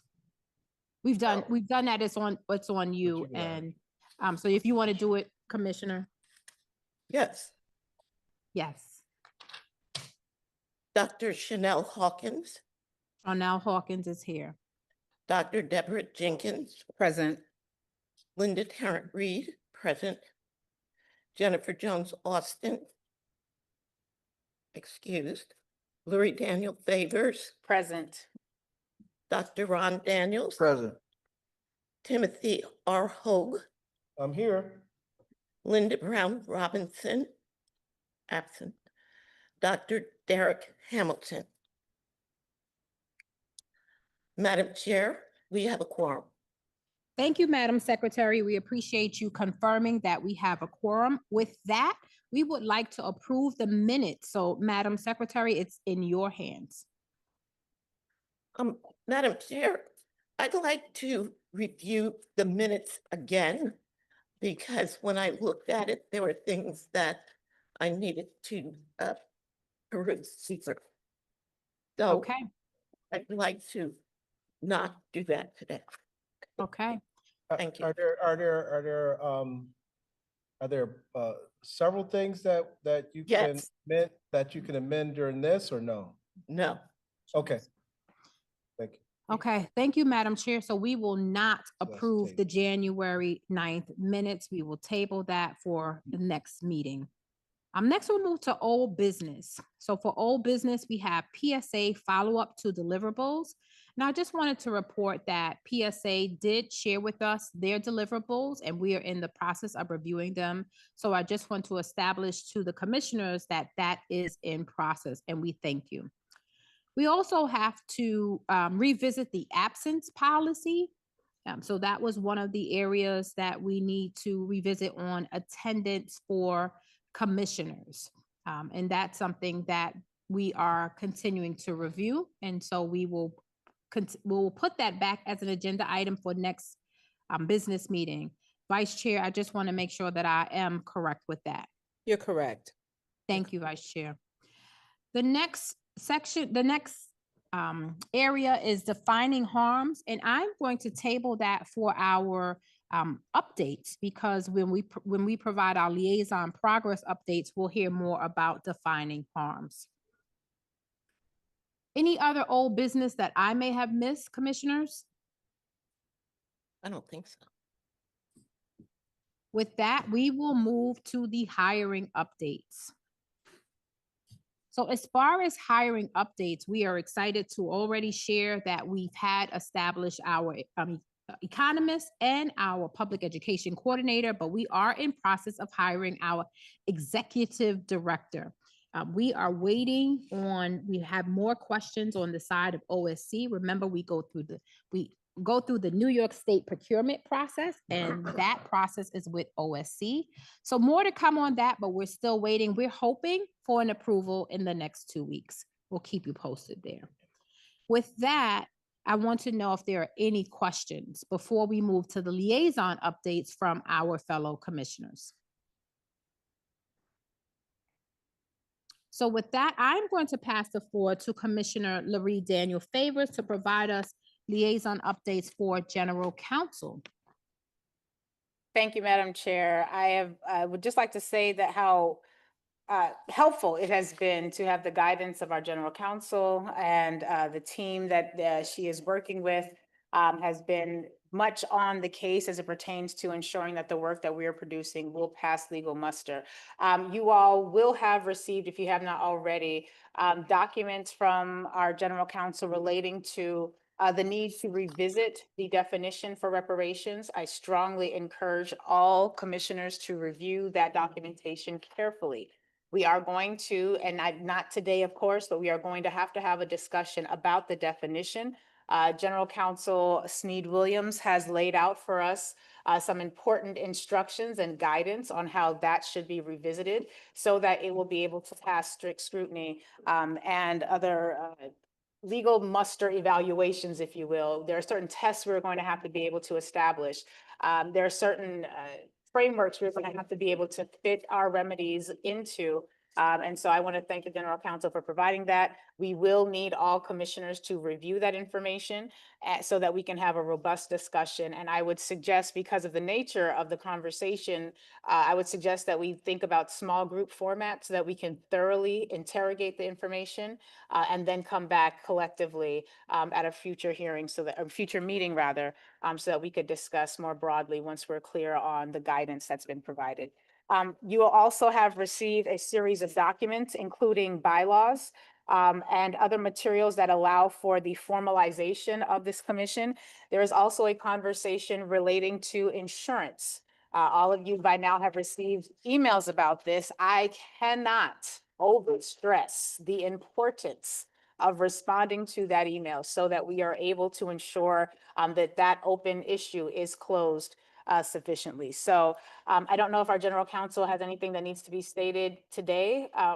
Okay, I'm looking and they're saying no, but please do review those documents and materials. We have some significant matters to discuss and to revise. And I think that this will help us to determine how we move forward and what the ultimate report, the format that the report should use. There, you'll see that while the guidance is specific to the definition for reparations, you'll also note that there is a framework that we should be following when it comes to the actual formation of the report. So hopefully the PSA connection, General Counsel connection, I know those conversations about getting all of the contractors in one room, that will need to happen expeditiously, because any report is going to need to be informed by these legal guidances so that we are as on strong a footing as possible. Any other additions, Commissioner Daniel Favors, to the GC report? Not at this time. A question. Chair, I have a question. Dr. Daniel. Okay. I have a question. The insurance that Commissioner Daniels Favors is referring to, is that DNO? Yes. Directors? Yes. Okay. Dr. Perhaps Daniels? the question that I'm going to be raised can be done in the small groups and so forth, because my question is the sources for the legal opinion. And I say that against the background of being aware that there are major task forces working on this question. And I don't know that there's interconnectivity with those task forces or not. This is a major question, and Evanston and a number of other places are facing these issues. And we've been in a position of having to pull together tasks, and there's even an international task force work on this as well. So I would, maybe in the private, I mean, in the small groups, we can have a discussion about the sources of the recommendation, because I would want to be clear about that. What would be very helpful is once you've gotten a chance to review all of that, if you find, and not just for Commissioner Daniels, if anyone is to find that there are, because the document is very well cited, and so you'll see there in the footnotes that we can look to all the sources that are used. If there are additional sources that the General Counsel should contemplate, I would ask that we send them to the team immediately so that they can begin factoring that in to the extent that may not have been done so already. Thank you.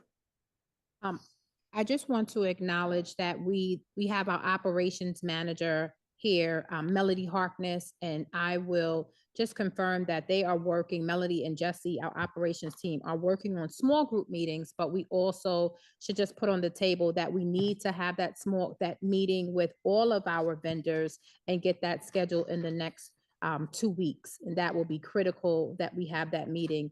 We know as commissioners, we all can't attend, but if that is a meeting that you want to be part of, please let us know, send an email so that we can establish a opportunity for you as soon as possible.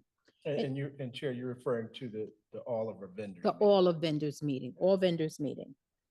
Just to make it clear, that's separate from what Commissioner Daniel Favors was speaking Yes. about in terms of our small group to respond to the legal issues. Yes. So there is, and I apologize if I've caused any confusion there. Are there any other liaison reports that we want to provide? I know we've already heard about the communication teams, but I'm looking at Secretary Terrence Reed and Commissioner Vice Chair Jenkins. Are there reports that you want to provide either with PSA or our education coordinator, that if you wanted to add that to the record? I just want to say that I meet with Janine Hildreth, the research historian at PSA, bi-monthly.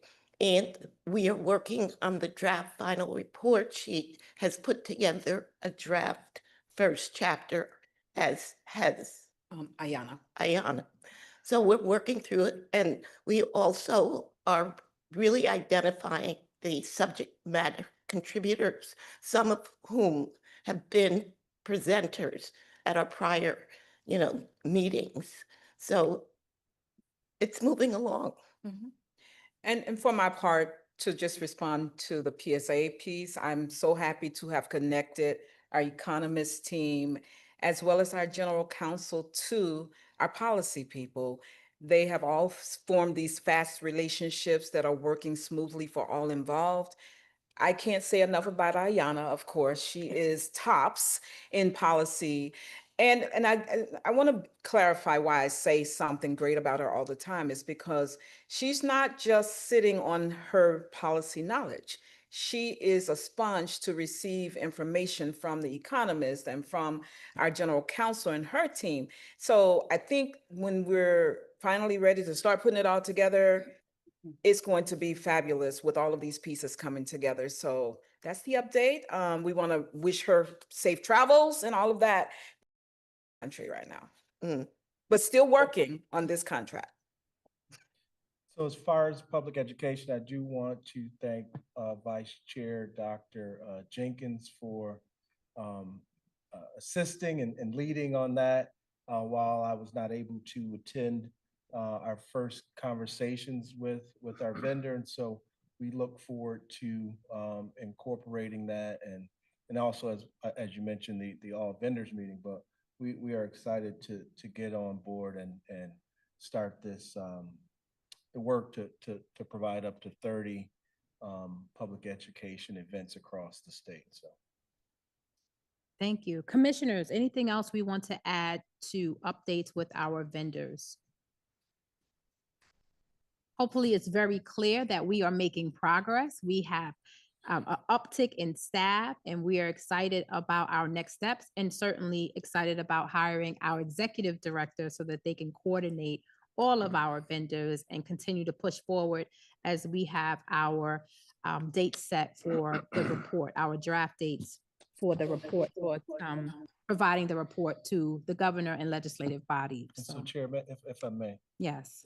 and just for the public that is listening in, that's online, when Commissioner Chair Hawkins mentioned that our executive director is in the pipeline and it's at OSC, that's a part of the checks and balances that takes place in state procurement law. And so the comptroller's office has to sign off on it as I mentioned, as a checks and balance to make sure that everything was done in accordance with state regulation and the state law. And so the commission has done its work to interview and go through that process and select.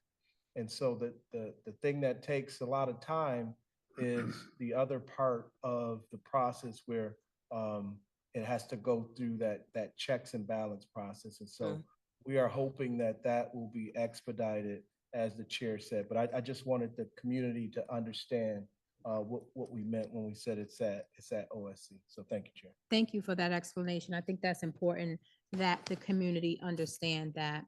I want to pause for a second because I know that I saw in the chat that there was a question about a preliminary report.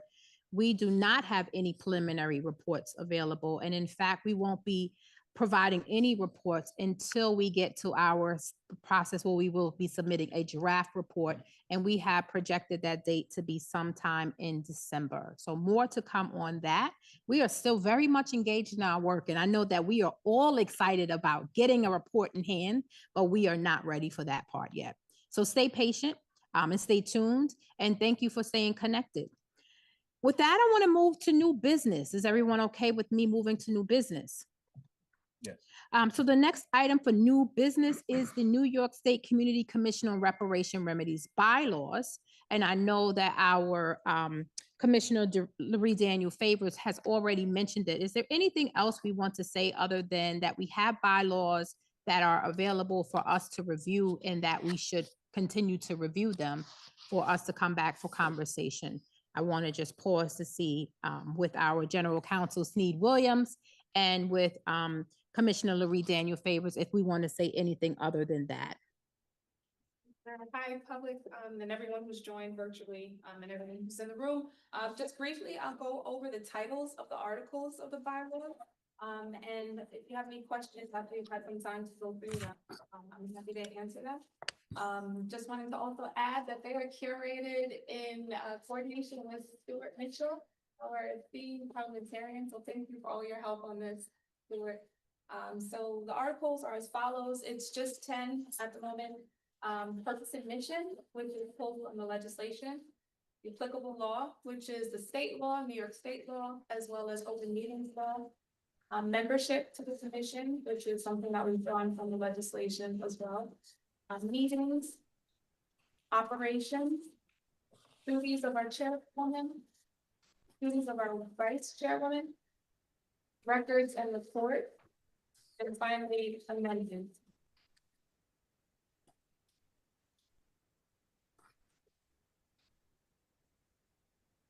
How would you know how that is stated? No problem. It's inaudible here. So if you could use the microphone, we're not sure who's speaking. I apologize for the stapling of the document, that's all. Okay, thank you, General Counsel Sneed Williams. General Counsel, briefly, before you depart, and I'm asking just for clarity of the record, is there any requirement that the commission formally adopt said bylaws? And if so, can you run us through the process for what that looks like? I'm going to defer to Stuart on that process. I believe. I had a great pleasure of working with General Counsel on this project. I do believe that the bylaws should be adopted formally by the commission. Yes. Thank you, Parliamentarian Richard. We appreciate that. In terms of the process for adoption, once the commissioners have had the ability to review the bylaws, if there are any questions, raise them and have them promptly addressed, would we typically stick to Robert's Rules of Order for introducing a motion to adopt the bylaws formally, followed by a second, or is there another process by which we would do that? No, it would be a simple resolution coming before the council, before the commission. Pretty much the same way the language it talks about the amendments that general counsel has written into it. So majority vote at any regularly called commission meeting, provided a copy of the amendments, the bylaws in this case have been mailed to all commission members at least 30 days prior to voting on it. I would assume that the process for adopting the bylaws can follow the same procedure as making amendments. Thank you for that. So I would ask that, Madam Chair, we consider a requirement that commissioners review the bylaws, again, submit any requirements or suggestions for edits so that we can engage in a vote on them at the next business meeting and formally adopt them. Yes, Is there a deadline? I was just gonna say. Yeah. Let me do my job. I'm sir. sorry, I'm sorry. So yes, I'm in agreement. And so let's establish, I think we've have already been setting a precedent of establishing a timeline. And so our next meeting is coming soon. And so if we can establish that we can get this done in 2 weeks, so I'm going to just look at my calendar so we can get a 2-week date. Does that work for everyone? Is there concern about establishing 2 weeks? So that would be March 27th. And so that would give an opportunity for our operations team to incorporate all of the concerns or additions or edit in one document, and then provide that document to the commissioners, and then we can accept it or vote on it at our next meeting. Does that work for everyone? So I don't Chair, think that's 2 weeks. I think, is it? Yeah. March. Yes, I'm looking at a calendar, March 27th. If we follow the 30 days. So Chair, that would When not does the give us clock- enough I think time. today's When does the Monday. clock start? We would have to do it at the May 15th meeting.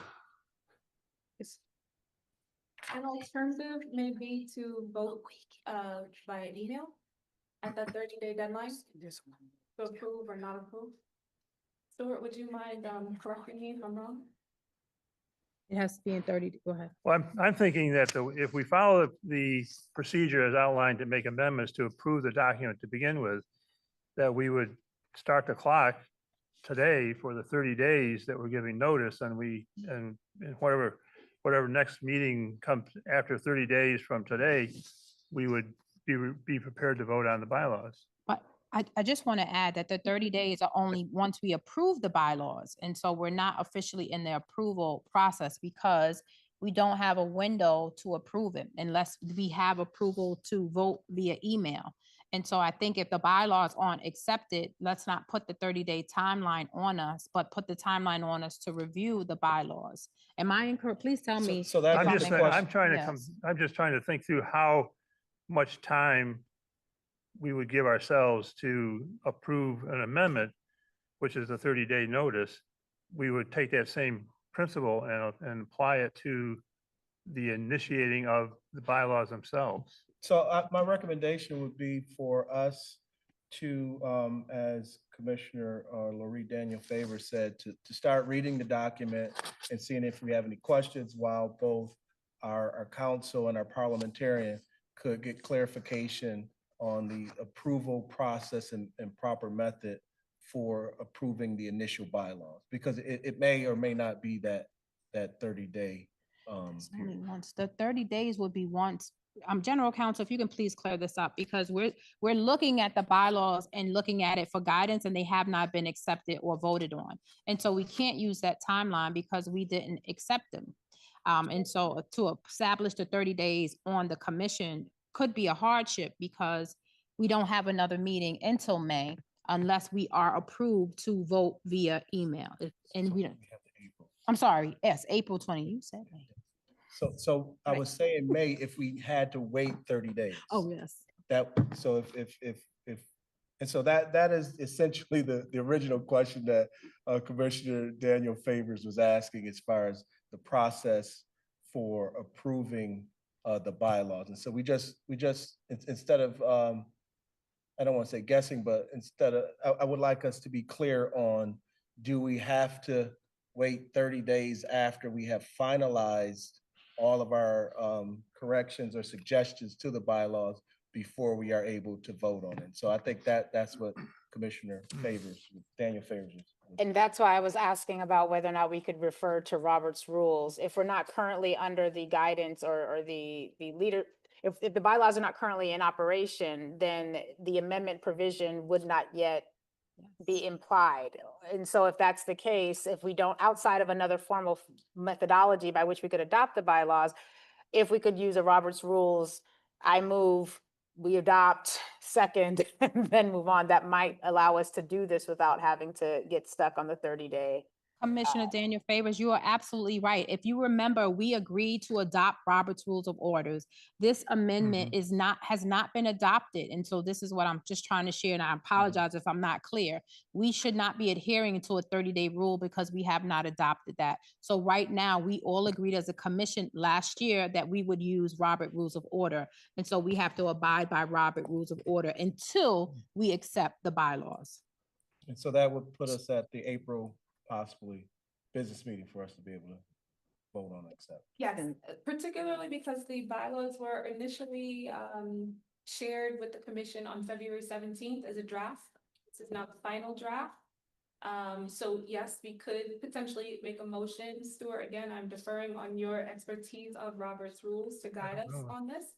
We could possibly get back to you if that's not available today, and also provide a method by which you all can vote remotely, and so that we can get these bylaws in place sooner than later. Do you have a, I don't have the way, I didn't, so I know from Robert's rules, if we do adopt the motion via email, all commissioners it has to be unanimously adopted. right. And then it has to be a reply all on all the emails. So if that's what we want to do, we could do that. But it has to be unanimously adopted. Chair, I have a point of information. I'm just curious about something. So we have on the agenda the issue of absence or attendance, right? That's an unresolved issue that we're still going to continue to take up. That is. So is that a part of the bylaws? Interesting. Bylaws do mention absence and participation virtually, but it is much more generalized than any potential motion that you all may introduce and pass. I could bring it up.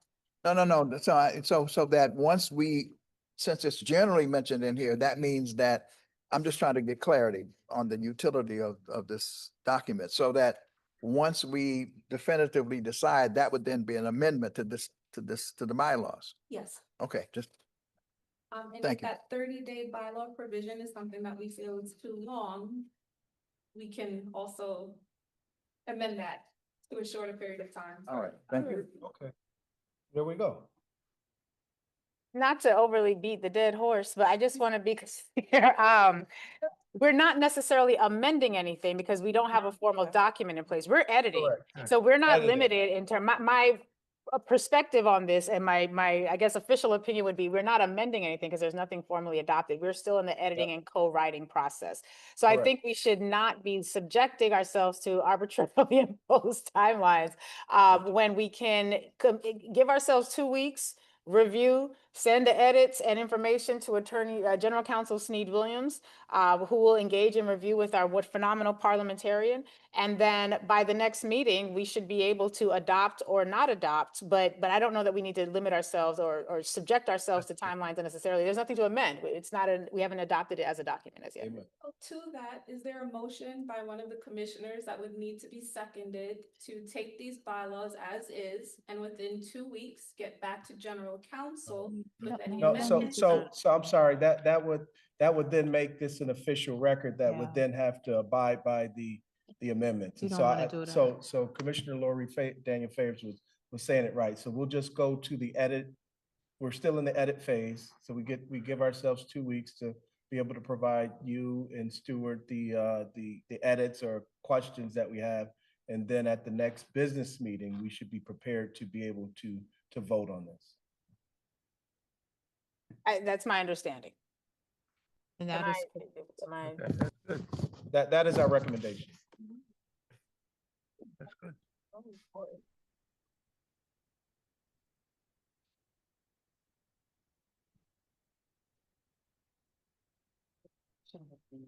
If we just could have a moment, Madam Chair, I just want to confirm. Sure. let's take a 2-minute break.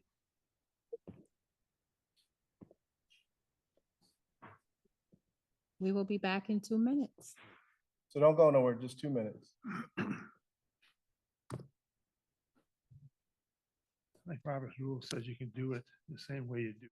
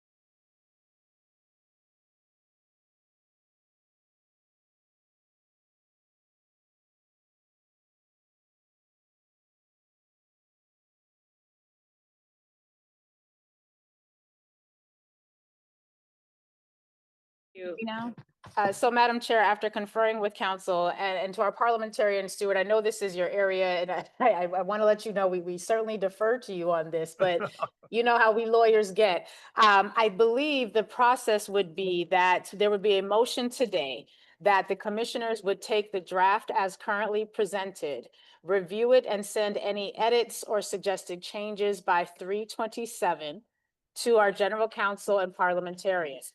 They would at such point have from 3/27 until 4/1 or thereabouts to finalize the remaining, to incorporate said changes, send us a revised final draft, at which point we would then be on track to entertain a motion to adopt the bylaws formally at the April business meeting, April the 10th. so thank you, Commissioner Daniel Favors. I have concerns with us making a motion to adopt a draft document that we have not all reviewed in detail. So I wouldn't suggest that we adopt the draft document. I would say, my motion, and forgive me if I misspoke, the motion would be that we take this draft, review it as a body, because we got this some time ago, I believe. It's been a few weeks that we've had it. So if there are any edits that needs to be made, now that we've discussed it, that we would make those edits and changes, suggestions by the 27th of March, which is the 2-week point that you had mentioned earlier, giving the general counsel and parliamentarian opportunity to confer, incorporate the documents, and then turn around a revised version to the commission by the 1st of April, so that we would have from the 1st of April until the 10th of April to decide how we're going to vote. And then at the April business meeting, have a discussion about the possibility of formally adopting the minutes at that meeting, the bylaws at that meeting. It is a Yeah. motion, the motion, it's a motion to receive, refer, and revise. So I don't know, and I'll yield, but I don't know if we need a motion to Probably have don't. us- We may to have not. us- We don't. to have us do that work. Yeah, I that's think- the only concern, that I just don't think we need that motion. It's a Then, moot, then let's just The do it. motion it's a moot question. I mean, goodness gracious, y'all, come on. seconded, and then we can debate it, but just for clarity, the motion does need to be made for potential adoption down the line. If we don't move it now, we would be stuck with having to move it down the line and then adopting it. So there's a pre-step to the adoption in Robert's rules. And this So, would be so that. you say, so counsel, you're saying that there is a rest period? That it has to take place before the adoption of bylaws? Based on my familiarity with Robert's rules, typically a motion or an item would be introduced in a committee, then passed on up to executive committee, presented for consideration at a larger body convening, and then in a later body convening, there would be an adoption of the item. Yeah, By and that so, and so in my experience as well, participating at a elected level, there are some items that could come straight to the general body and be voted on, and so be presented and voted on. So in Erie County, we just call those immediate consideration and approval type items. And so unless it stipulates that like a public hearing is needed where it has to sit for 72 hours or something, I don't believe that this is that type of motion that we need to have to take in order for us to be in compliance. And so I think this could be, I think we could go through the edit phase that we talked about without having a motion, because it's still not an official document yet. It's still our draft. And then after we do all of our work at our next business meeting or whenever we're ready, it can be brought up and we can vote and approve it or vote it down, either way. Can we hear from our parliamentarian? I wish I had a more definitive, I don't have the Robert's rules in front of me. I didn't bring them today, but I think we can, I think what you're recommending would be, I would use the approach of a motion to put on the table the way the general counsel just suggested it, because it's getting a process in place that we can then vote to accept them at the April 10 meeting if we're prepared to do that. So it gets it on the meeting, gets it started. Robert's rules allows us as a body to, as long as we've got consensus about how to process it, pretty broad range of possibilities. Well, we certainly heard from our Point GC, of and so information. we'll follow our GC. That's why we Point of hired. information. I have a point of information. We can hear you. Yeah. I'm sorry, Commissioner. Okay, all right, Daniels. I'm sorry. The baby saying, I'm tired of hearing about this. We are all the baby. We are all the babies. It's just a practical question. What is the consequence, the practical consequence of doing receive, Yeah. just simply passing it off for revision? I mean, what is the practical consequences legally for doing any of those things?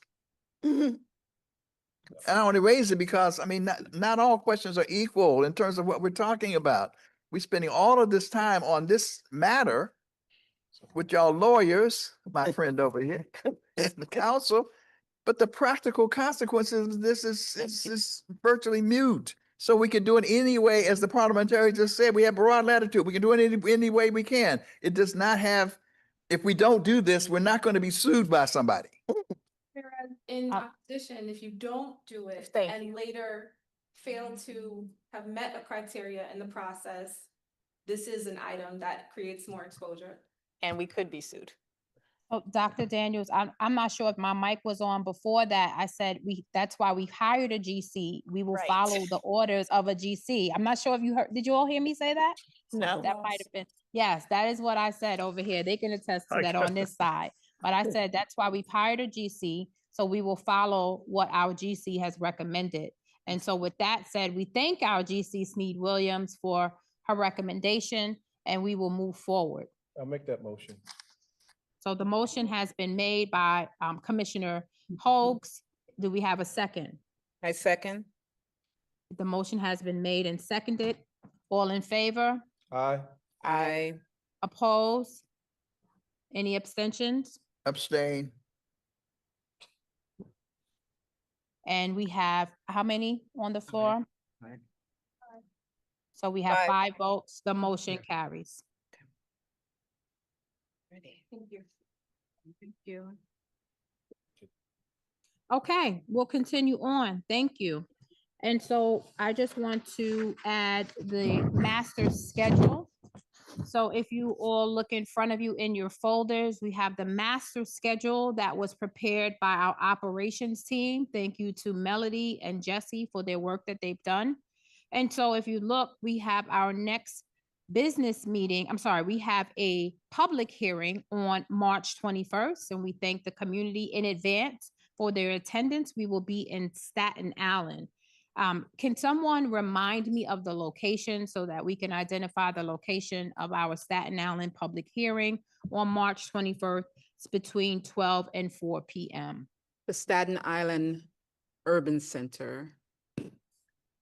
Do we have the address for that? And if we don't have it, we can make sure that it is posted on our website. It is posted. So we will be at our, the commissioners will be at the public hearing on March 21st, and we look forward to the public hearing as a opportunity to hear from our public, our constituents, interested parties. We are excited to hear from you. Our business meeting, just as a reminder, our commissioner, our secretary, Linda Tarrant Reed, reminded us that the business meeting is not typically when we hear from the public. This is where we do the work of the commission. This is an opportunity for us to gather publicly, to ask questions, to do what we've just demonstrated before, understand the whys we're doing things, and to question the work and advance the work. And so this is what we are doing here. And so our business meeting, our next business meeting is on April 10th, and we will be in Rochester and Yonkers. So more to come there. I just want to say that I do have the address for the public hearing on March 21st. It is in Staten Island at 206 Bay Street, and we will be there from 12 to 4. We hope to see you all there. So in front of you, you have the master schedule that provides the dates. Everyone, we've asked all of our commissioners to commit and share in advance the dates that they can attend. So we have a business meeting on April 10th. We've already talked about the public hearing on March 23rd. We will be back in the Mid-Hudson Valley on April 25th. Madam Chair, I'm Yes. sorry, I need to interrupt you right there, please, with the April 25th public hearing meeting. And I need this to be on the record.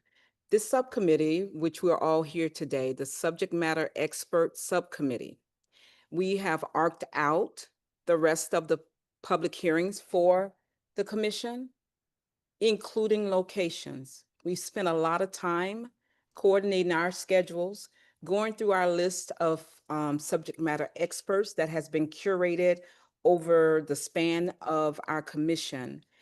That location is not one that we suggested. And so if I might ask that this master schedule be paused until we can reconvene as a subcommittee. Well, we don't need to reconvene. We've done the work.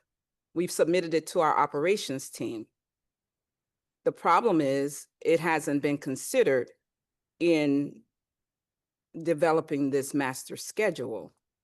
And Is so it- I think there needs to be fidelity paid to the work of this subcommittee on behalf of the full commission, because we are creating themes. We are selecting and suggesting experts, and we're also plugging in locations strategically so that we can have our communications team actually do what we're charging them to do, and that we will have the seats in the house for our meetings. So I really don't want us to adopt this, and if it is on our website right now, it needs to be removed until this matter is properly addressed and fixed. Vice Chair, can I ask for, did you provide a list? Is that available to all the commissioners? The list that was shared, or was that just shared with the operations team? It was shared with the operations team. We can certainly forward it to the entire commission. Yeah, I think it gives, first of all, we thank the subject matter expert committee for the work that they have been doing to just put together and curate the list of individuals that will present for our public hearings, but also to curate the list of locations. But I'd love to see an opportunity for everyone to have their eyes on that list. And if we need to pause and go back, we will do so. Any other recommendations there? And so we'll pause on this. But we do have, I just want the public to know, Vice Chair, if you don't mind, because I think this was important to introduce. We've heard many times that the community wanted to see the commissioners have a full list of meetings. We have answered that call thanks to our operations team. And so we have a full list of meetings already provided for the public, taking us through the end of 2026. And so we have that list. We will look at the locations may change, if I could say that. The locations may change, but these are the dates that we've presented. And I should call this draft dates because they are subject to change. But we have presented this draft master list, so I think we should change that to draft master list just for the sake of the committee, because everything is subject to change. Any other feedback about this master list? Yeah, I have a couple of questions. Commissioner Commissioner Daniels, please. Okay, so I just want to understand. So the last public hearing, therefore, will be May the 30th. Is that right? The last public hearing is May 30th. Okay. Refresh my memory. When was it outlined that the draft report, however, will not be done until the end of the year? We remember the commissioners have to review our draft in June. And so if we had any public hearings after May, would impact the draft that we have to review. Okay. So we would not want to have any public hearings after May. Okay. To effect. So under new business, I'd like to have some discussion about that. Yeah, we're in new business, sir. Commissioner Daniels, so please, what else? Please list your concerns. We want to talk about them here. This is why we have the document, so I'm glad. these Okay, all right. questions are I didn't coming know. up. I Yes, please. didn't want to. We appreciate the order. Thank you. I have some concerns about we just had a whole presentation by the communications committee about outreach and organization and all those things. And it seems that it will only apply then to 3 more hearings, you're saying, right? Just remember, we have the education. We have 30 education sessions coming up too. So I don't want to forget that. Well, Do we have those timed out? Have those been timed out? And Not yet. They have draft dates waiting for us to to approve. And so our vendor just came online not too long ago. okay, and those 30 sessions though will be, it sounds like they'll be more discreet. That is to say,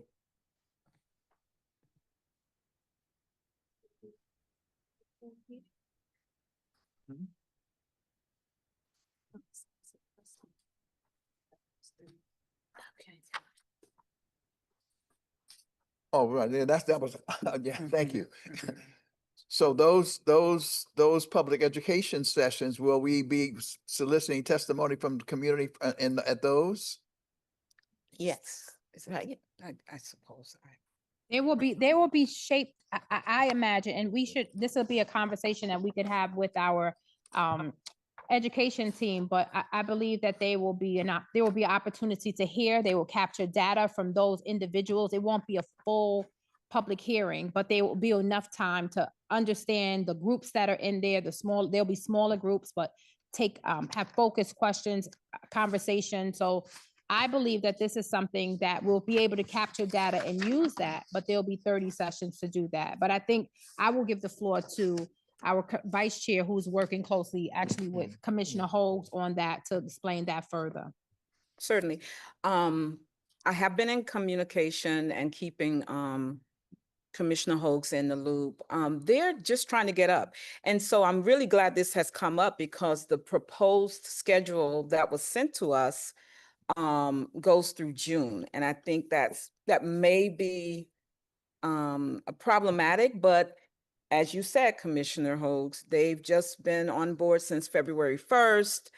In the process, they lost their subcontractor, had to get a new subcontractor. So all of that will push our schedule out till mid-June in terms of their work. And so that has to be considered, right? In terms of our scheduling and just.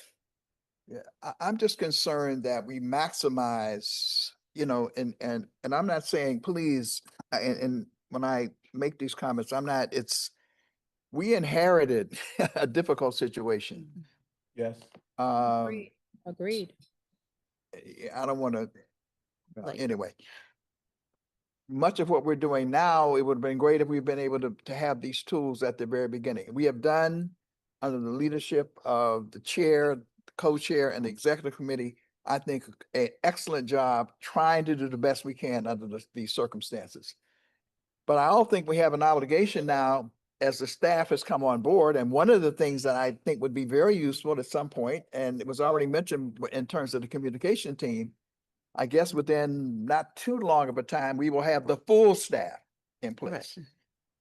And once we have that, it seems to me it's going to be important that we have some meaningful dialogue and discussion with the full staff in terms of how the commission feels about their work and how it will develop and whatever. Which, because in a way, it's almost as if we're retooling. And in retooling, it's really like a sprint, but nonetheless, we're better able to do that sprint.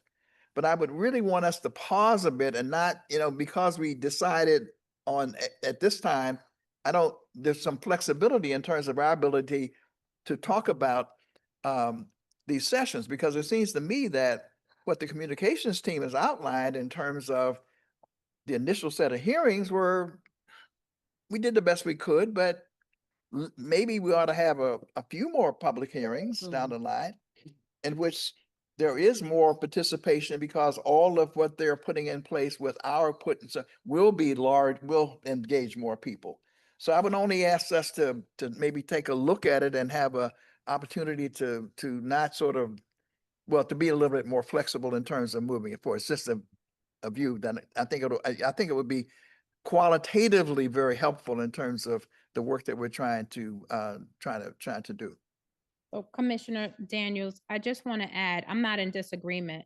I think that we need to go back to the question. There are two questions that when you mentioned this in having more public hearings, can we keep the timeline? Can we have more in a month? Because my question would be to PSA, how would they handle that data? Would they be able to put that in Atlas TI in time to inform the June report? We have a strict deadline. We have from June to December to provide our feedback to feed that draft report. And remember, we said we wanted to have that draft report in couple of months after that. And so I want us to be mindful of that because we are already on an extended timeline. And so I think we just need to see if there's an opportunity for us to double up, if that's what we believe. We need more public hearings, but also adhering to the timeline that we've already established. And so I think, Dr. Daniels, I appreciate you bringing that point up and that concern, because one of the things is we wanted to make sure we had as much public participation and interaction as possible. And also appreciate you bringing up the impact of the commission starting out without having vendors and contractors in place. And so that did us a disservice. And then the other part is the procurement law that we have to follow isn't timeline friendly for a commission that is on a timeline such as ours. And so I think, as Chair said, I think there's a couple things that we really need to look at. Is one is the timing that we set out to complete the report. Is that flexible, or is that hard and fast?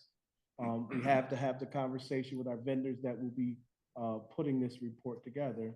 But then the other piece is, are we able to? So if those two are steadfast and we can't change that, are we able to effectively hold additional public hearings from now until the end of May?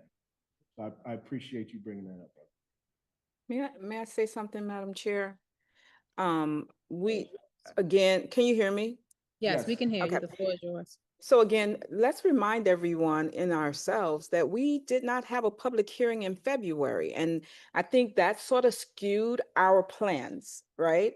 But certainly the subcommittee, we requested that there be 2 public hearings in May. But to double up any more, we would have to go into June. And so is there that flexibility to also meet the needs of the public education coordinator, and they could all end about the same time? So that's a question that we should, think about right now, so that once we go back to this master schedule, it'll all be laid out. And the other consideration is that June deadline for the review of the final report. So can that be pushed to July for the commissioners, instead of giving them that long lead time? Shorten that. I think. So I would offer that when you have a full staff, it allows us to telescope in a way that we didn't have when we didn't have the staff. What I'm trying to say is that we have, under our guidance, we have professionals that we're hiring, and their job is to, so I think once we have that input, it's I don't want to say 24/7, but I mean, the point is that becomes the key driving point now. And I think we have a greater capacity to do it. If we were just trying to do this on our own, I would say we're in trouble. But now that we have the staff in place and we have input with the staff, I think we can extend it. And we also need to have a discussion about what is the relationship between the public hearings and the community listening sessions, which the listening sessions I think are valuable, but I'm not sure that I think we need to define what those are, because I think that I can see a role for them. But I think we could extend the timeline, because I think we have a staff now in place. We'll have the staff in place to give us the ability to do that. And I think there's a great possibility of having very, very robust turnout, very, very robust input, because of all the kinds of pieces that are being put together by the communications team. So one of the challenges that this conversation presents is that changing of the schedule at this point between PSA, the education team, the research historian and the communications, that may also have implications with regards to contracts, with regards to timing. I think we said at the very first hearing that this was not set up to be a successful process, and we are now at the point where we're seeing exactly what that looks like.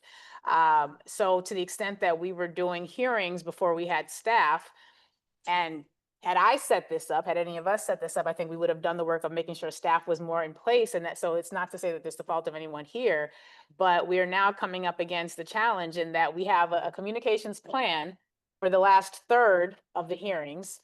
The first 2/3 of hearings that we held, maybe we had 200 people testifying. I don't know that that can be argued that it is representative of the 87 million New Yorkers in the state. So, you know, the effectiveness of the hearings is something we need to consider.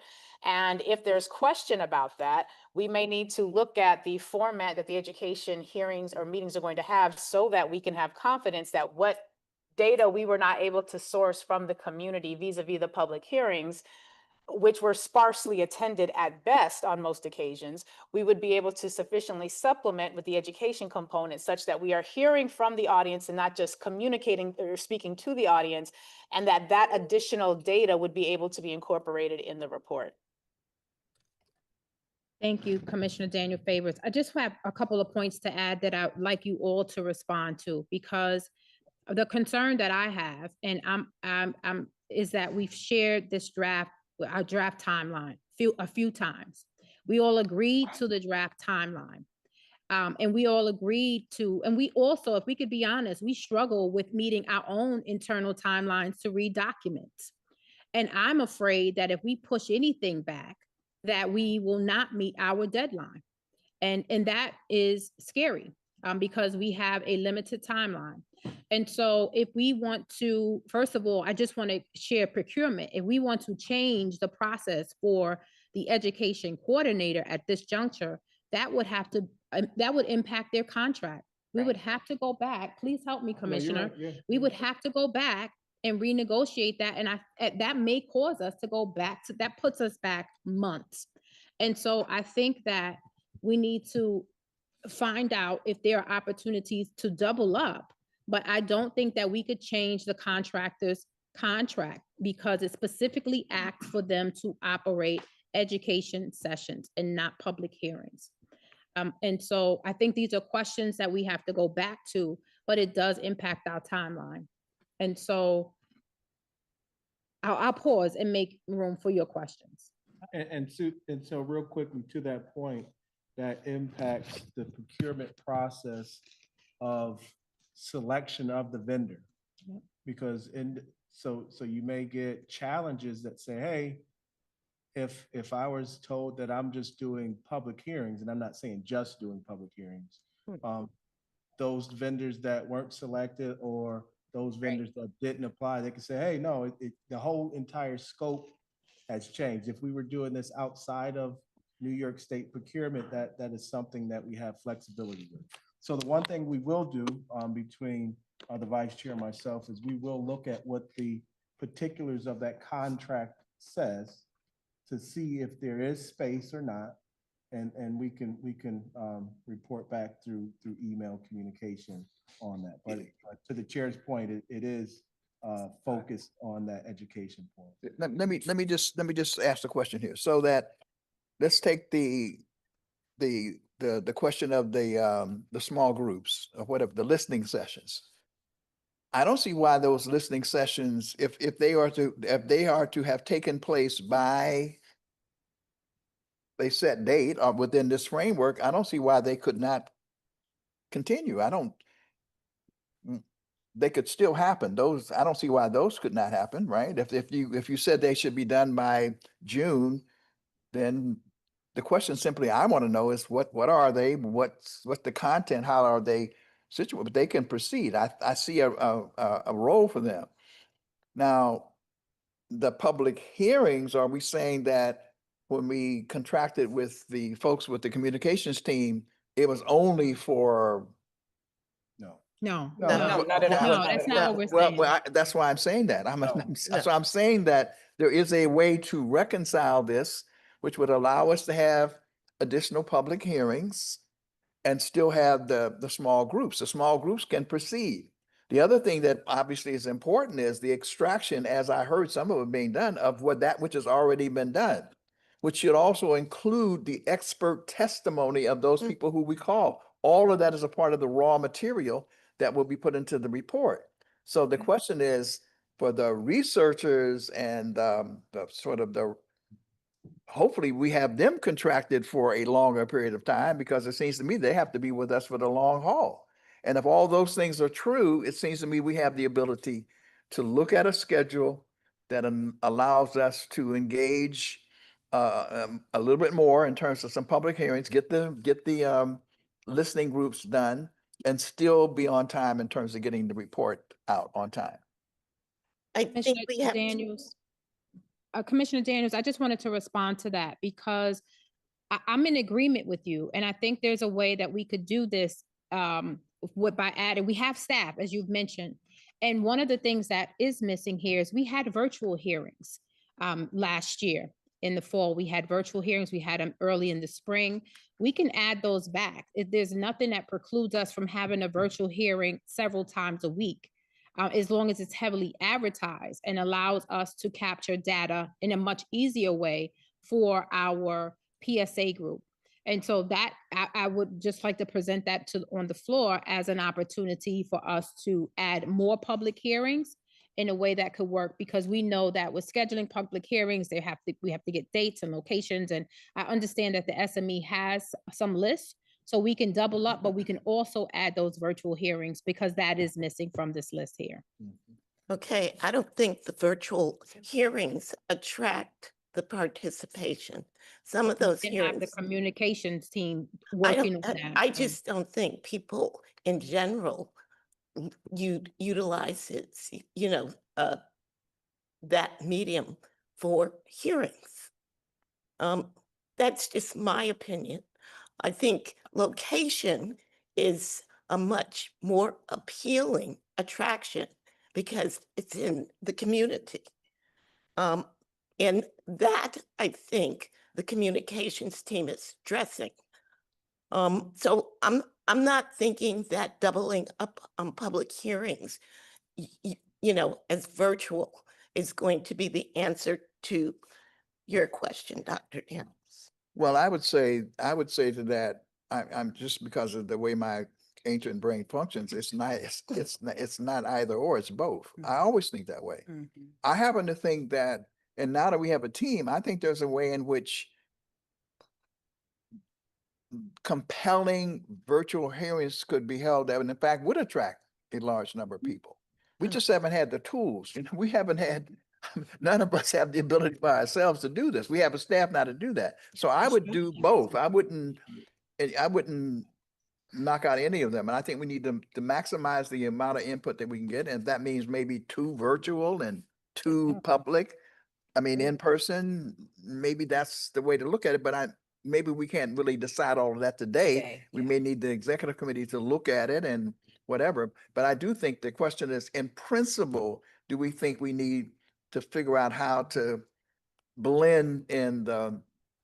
I'm here. Please take them off the screen. Who is there? Please. Thank you. Is it safe? I think that's one of your virtual participants. I mean, to the point about virtual hearings or participants, I again have to point to Binghamton, and I think our executive assistant was talking about that the other day.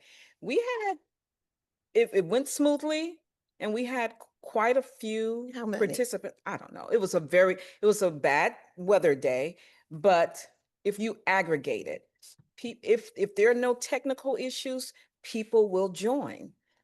People who would otherwise be able to get here to a hearing, wherever the hearings may be.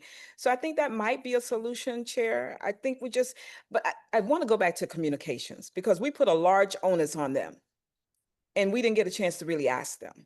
But one thing that they made clear, they need a 4-week lead time. So we really need to get to the business of fixing our calendar really quick so that we can start rolling this, whether it's virtual or in person. They need that 4 weeks. And we have to actually work in partnership with them to get it to them. So I think we can do both and location, virtual. So it sounds like we can begin to have those, if they need 4 weeks, that we can begin to have those in April. And so I will ask the operations team to begin to do that work in partnership with the SME.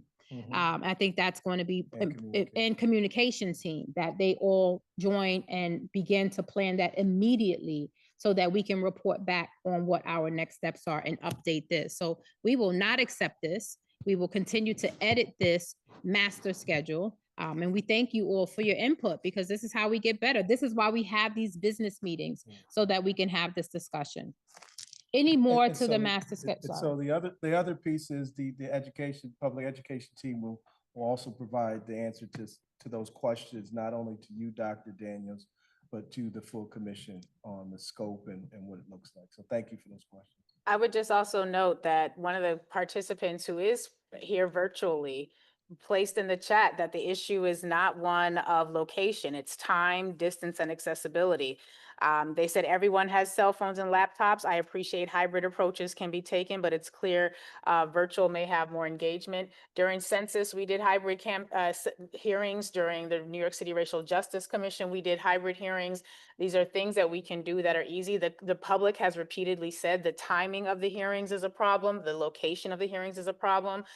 So that may help. I also, just for the record, and we don't have to address this now, I'm curious as to what the education committee is going to be educating the people about when there's no report for them to draw on. So I would be curious at our next meeting to have an answer to that question. I don't know what they would be educating the community about at this point.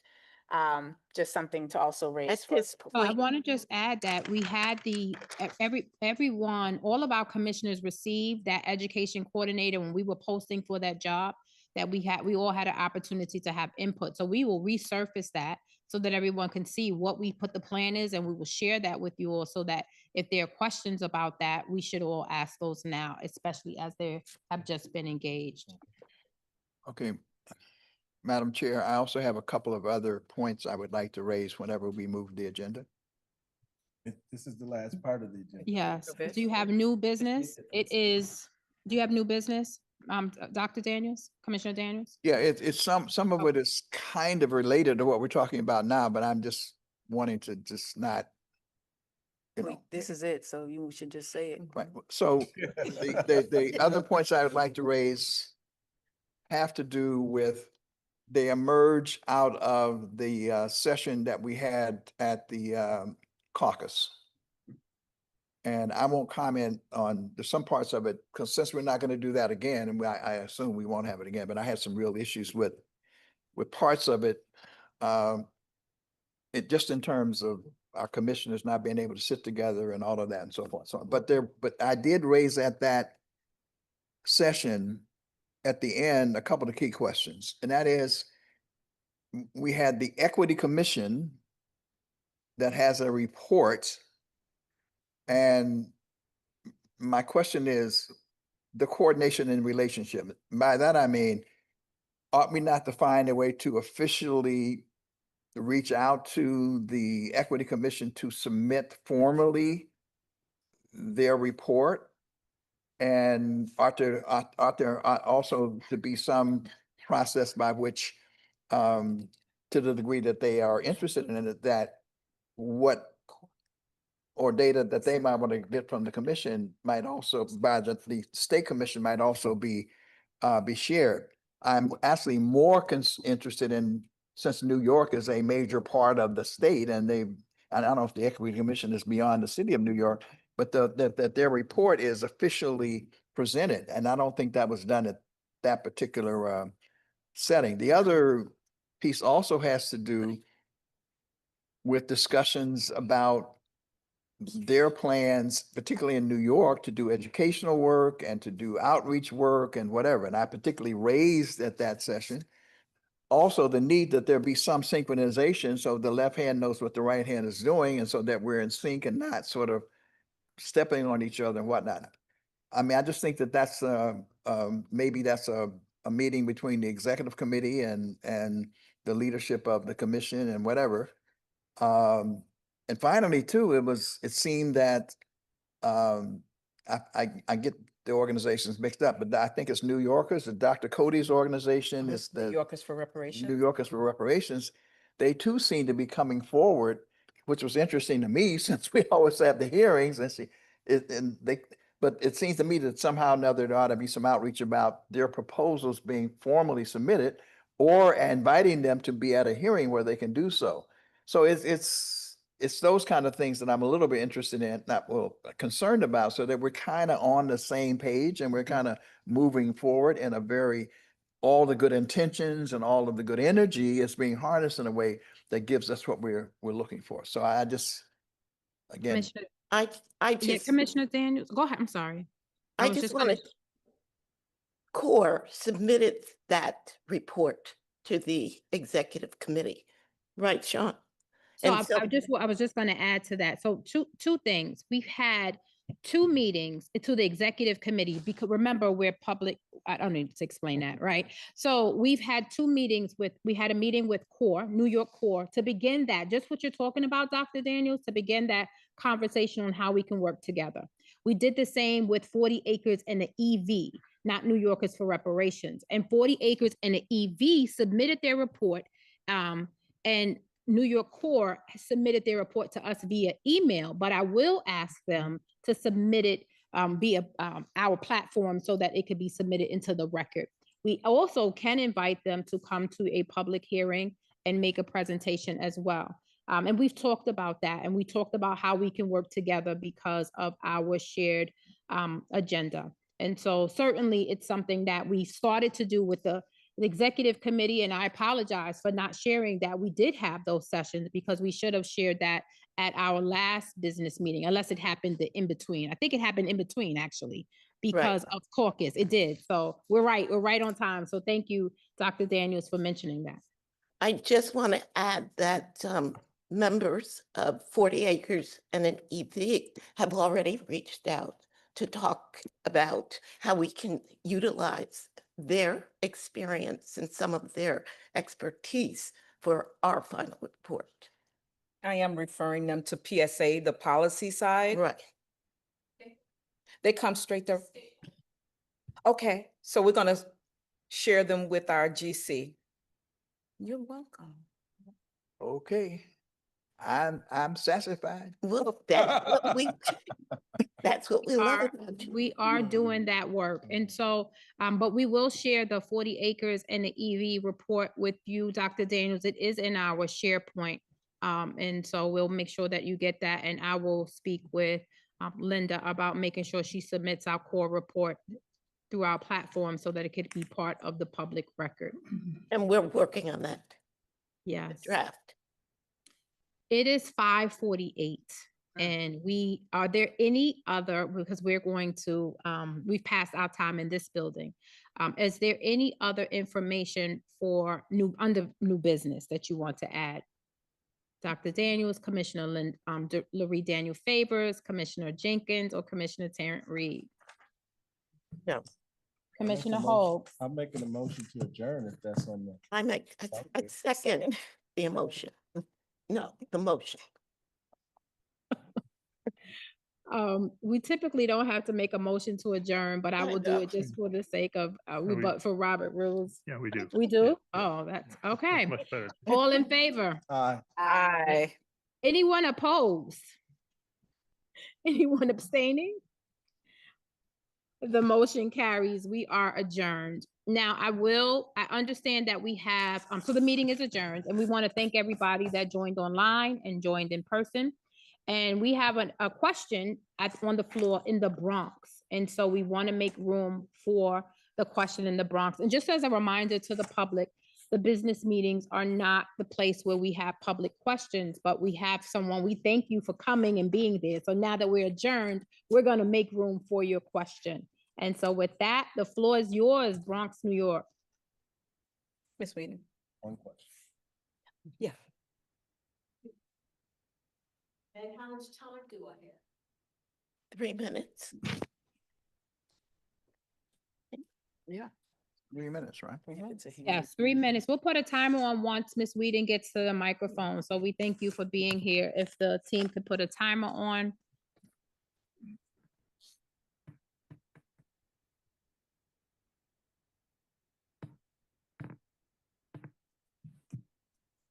No, we were addressing someone, one of the commissioners was addressing the outreach has been poor. As you can see, the attendance here is very limited. And of course, there are reasons for it, and probably the commissioners are well aware. Personally, I just saw a flyer in my elevator. I live in building 26 here in Co-op City. And I just saw a flyer about 2 days ago. It's the first time I heard that there was going to be a formal Reparations Commission meeting. So that was just 2 days ago. So now I've taken personal responsibility because I'm a self-appointed administrator for the Co-op City Reparations Group. And initially when I started, I went to the first Albany meeting, which was quite interesting. And now what was I about to say about that? The first Albany meeting. Do you have a question, Ms. Whedon? Is there a question for us?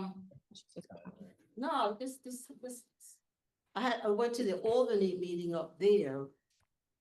Do you have a question for the commission? Do I have a question for the commission? Yes, we made room for you to have a Well, question. my friend, okay, off track that because I can't remember what I was about to say. My friend, he said he listens to, I'm not going to mention any names because I don't want anybody bringing up my name in a public meeting, but he's well-renowned national president of an organization. And on his radio show on WBLS, he said he never hears him mention reparations. And I found that very strange. And he listens to the WBLS every Saturday, my friend. And you never hear him mention reparations. So a lot of folks are not even aware that New York State has a reparations commission. We agree. We agree. You are absolutely right. And I took it upon myself. Oh, initially, when I started helping the administrator for the Co-op City Reparations Group, when I started out, I realized it involved a lot of my attention. And then some personal things came up and I couldn't really devote my energies to that purpose. Ms. Whedon, Yes. we want to thank you for officially signing up to be an ambassador for the New York State Community Commission on Reparation Remedies. So you now have a new role that you're self-appointed ambassador. So help us to tell New Yorkers that we have a commission. And you heard today from our communications team that they are going to make more of an effort, but we're going to lean on you and other New Yorkers that know about the commission to share the word. So we thank you for being with us in person, for answering the call to the flyer. We appreciate you. So thank you for coming. Okay, thank you. And I'm very glad. And I have to also thank Dr. Reverend Jenkins. She informed me that there would be today's meeting. So I have to really thank you. Thank you. Well, you're our new ambassador, so we thank you. We wish everyone a wonderful night and thank you for being here. As we said, this meeting has been adjourned.